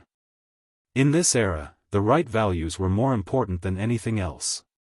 Don't do evil, don't be cheap, don't be a saint, don't be promiscuous, confident but not arrogant, strong but not stubborn, clear distinction between right and wrong, fair and objective when looking at problems, decisive and not sloppy when finding a problem. It took 10 years to build a tree, but 100 years to cultivate people. Xianxia had a long way to go. After thinking carefully for a while, Xianxia held the little fellow and asked gently, "Since you don't want to go to kindergarten, then don't go, okay?" Hearing this, the little fellow immediately jumped up excitedly, hugging Xianxia's neck and giggling, "I don't want to go. Papa is so nice. Mua." She was now more and more clingy to Xianxia, and of course, she did not want to be separated from Xianxia. After laughing for a while, the little fellow suddenly tilted her head and thought for a while, then pouted and asked, "But, the teacher said that adults have to go to work, and children have to go to school. If I don't go to kindergarten, then what should I do?" Xianxia gently pinched her little nose, then said with a smile, "You're still young. You just need to eat more and grow up quickly. Children can do what they like, so I won't force you.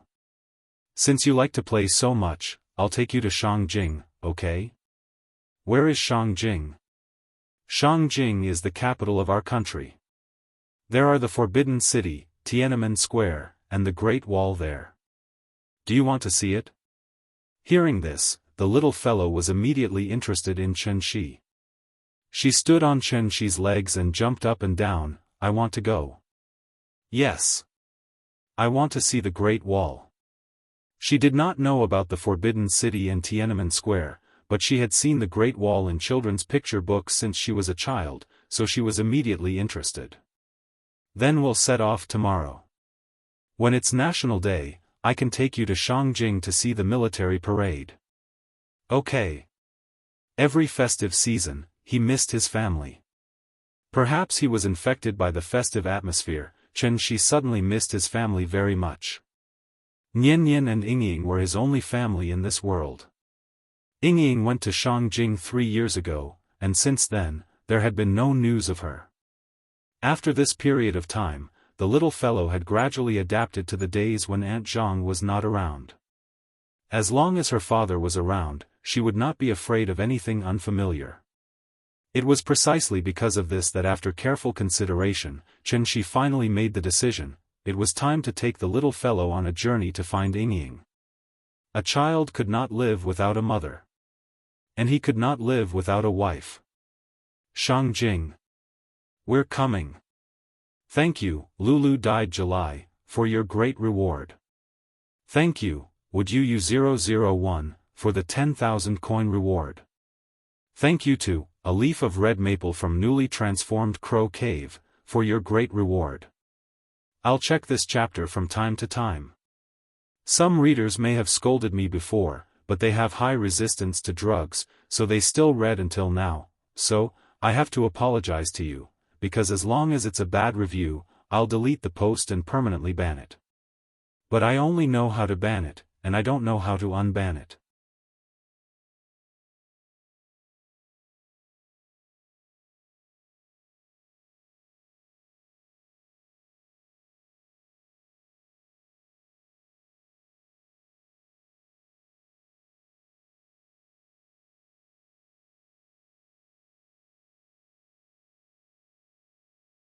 Chapter 83.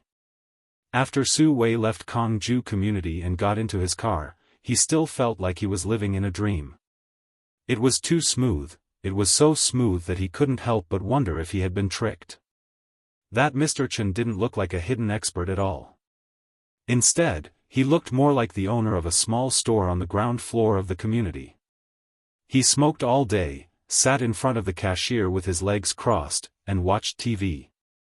He didn't care when customers came, and when the customers finished choosing, he would naturally take the initiative to put the money on the cashier.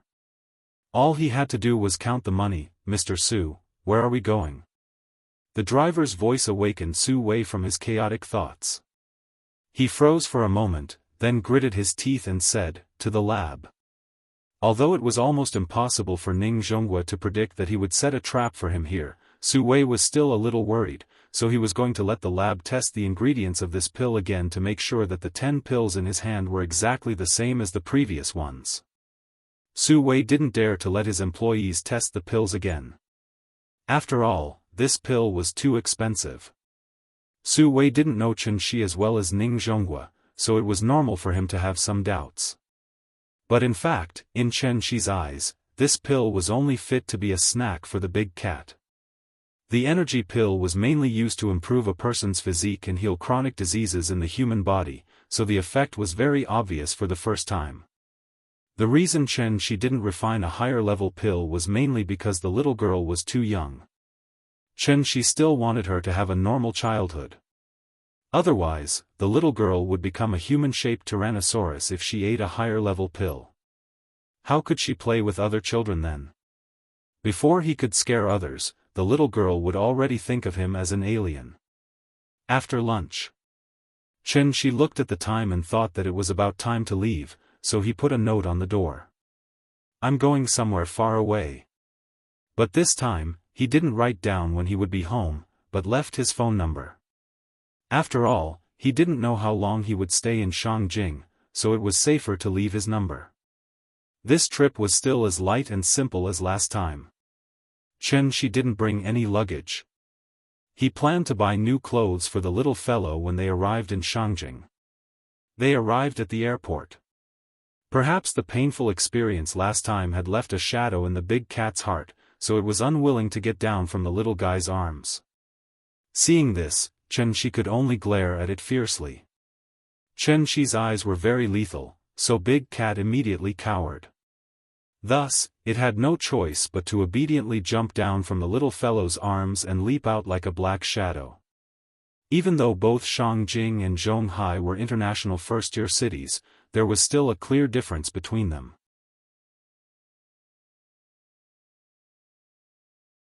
As the saying goes, Shangjing is noble, Zhonghai is foreign. Zhonghai had only been open for about 160 years, but Shangjing was an ancient city with a history of over 3,000 years. Therefore, Zhonghai was still too young compared to Shangjing. Shangjing was an inland city, and there were many industries, so the smog was very serious.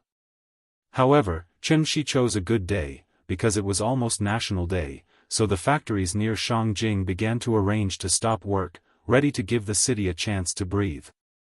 This also allowed the father and daughter, who had just arrived in Shangjing, to see the blue sky and white clouds. The autumn air was refreshing, and the hall was full of ginkgo trees. After getting off the plane, Chen Shi carried the little fellow in a taxi and went straight to the hotel. Shangjing received more than 200 million tourists a year.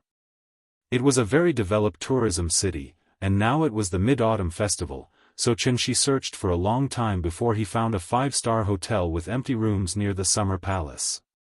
The hotel was called Pear Garden, and the architectural style leaned towards the ancient Chinese style.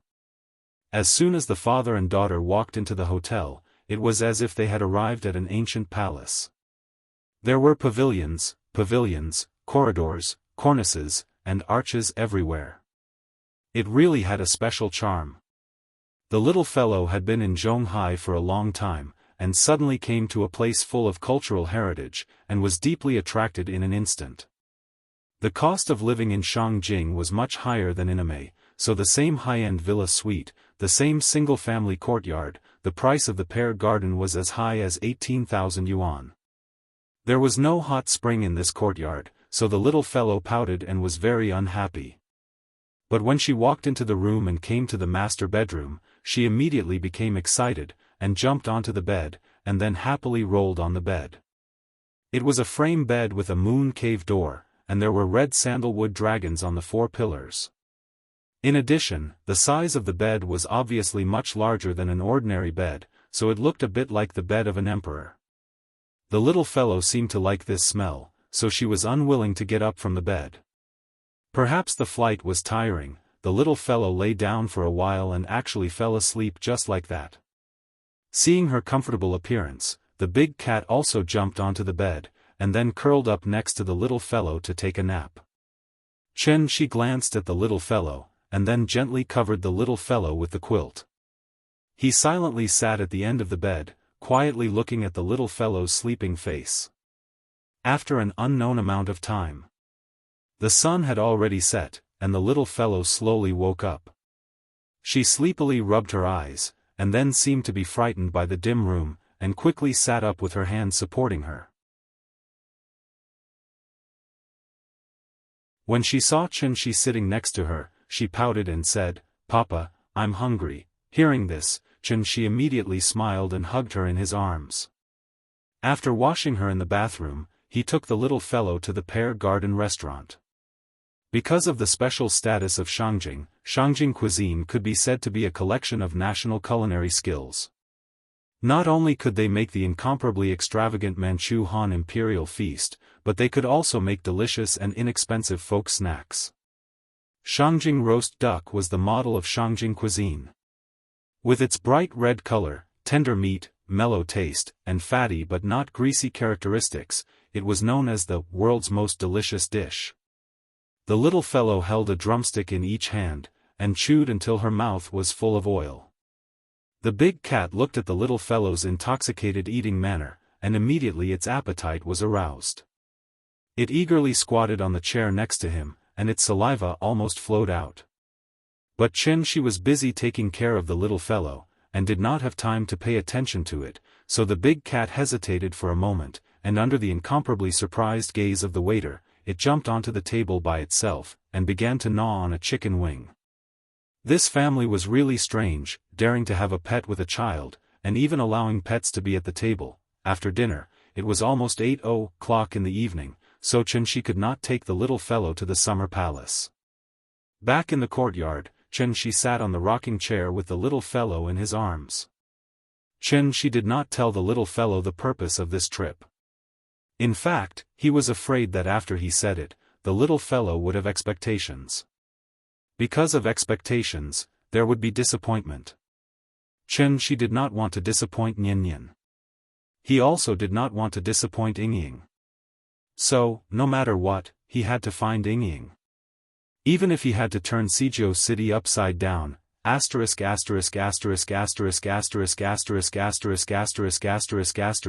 you Miss Ning Xiaojia, for being promoted to the chief. Thank you Miss, quietly watching flowers bloom and fall, for the reward of 10,000 coins.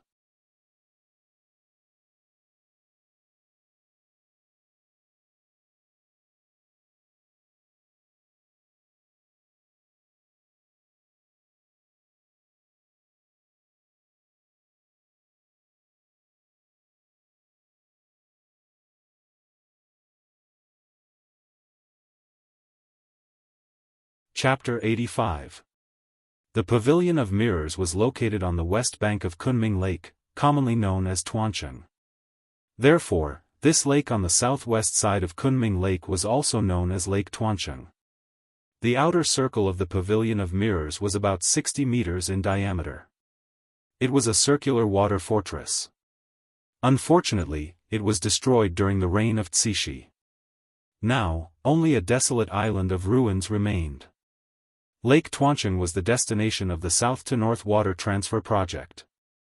It was also the main source of drinking water in Shangjing. Because there were too many people who came here to swim, in order to protect the water source, the government could only pay the price of destroying the summer palace and depriving the tourists of the view. They invested tens of millions to increase the height and increase the fence to prevent tourists from entering. Thus, it was difficult to recreate the scenery of Lake Tuancheng. There were no private cruises on Kunming Lake.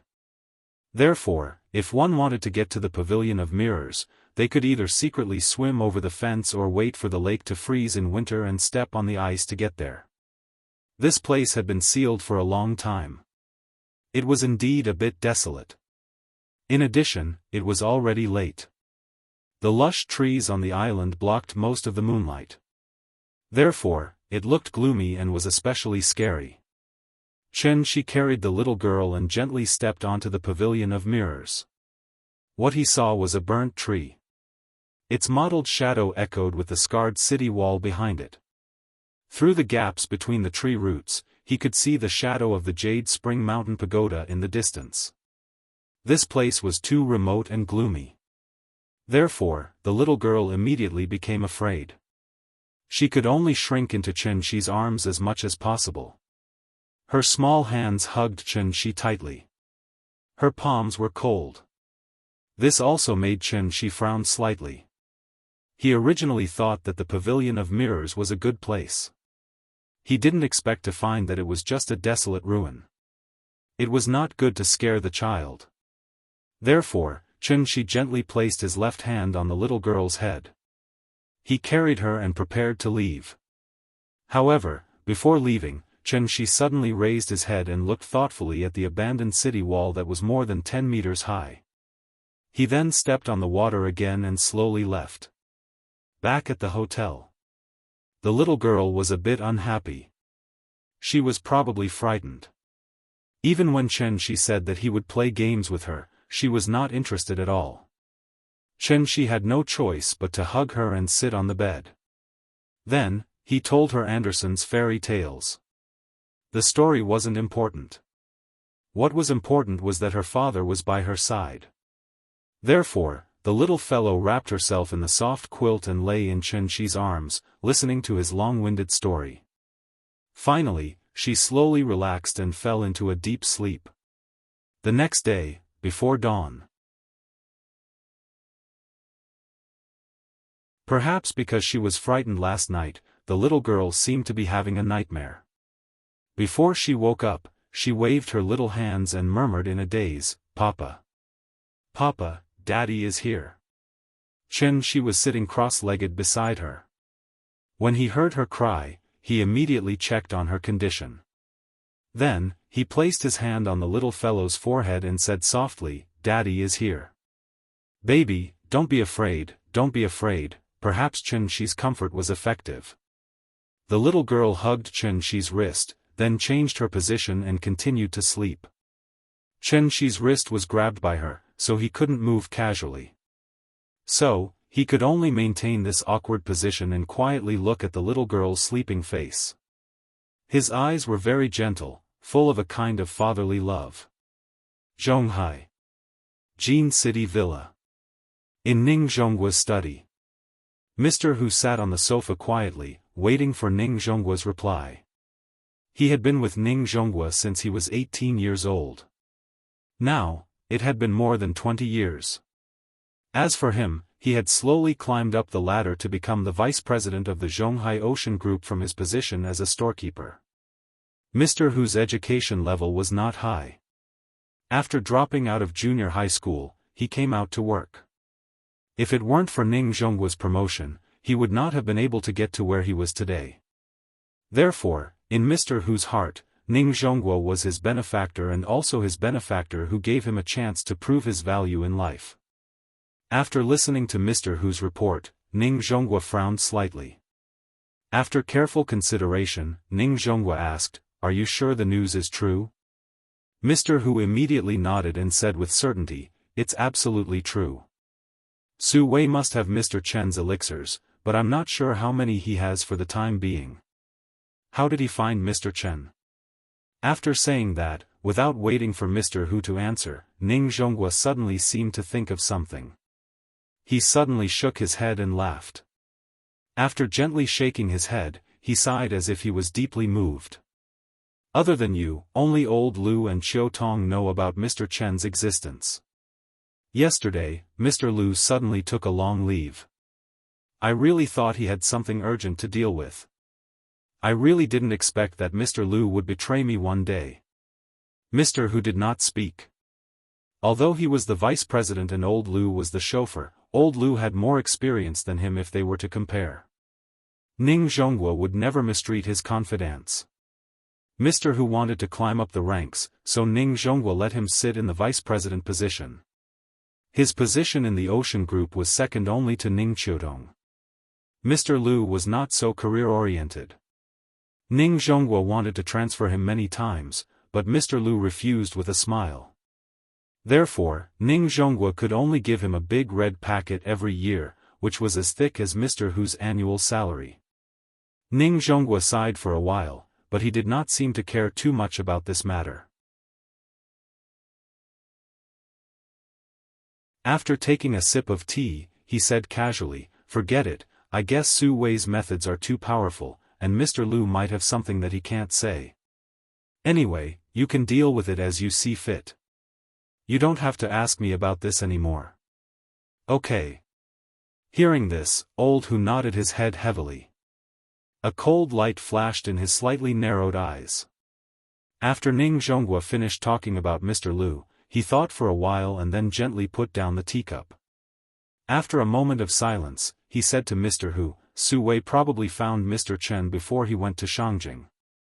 How about this, you put the company's business aside first, and I'll give you 2 important tasks." "Sure. The first task, starting from today, you will do your best to find a woman named Qin Ruoying. This woman is Mr. Chen's partner. She has been missing for 3 years and was last seen in Shangjing. Mr. Chen probably went to Shangjing to find her. But I think you can start with Zhonghai University. This woman's identity is not simple, so there is no upper limit to the mission budget. When you need money, just go to the finance department. If you encounter any difficulties, let me know immediately, and I will help." "Okay." The second task, at this point, Ning Zhonghua suddenly chuckled.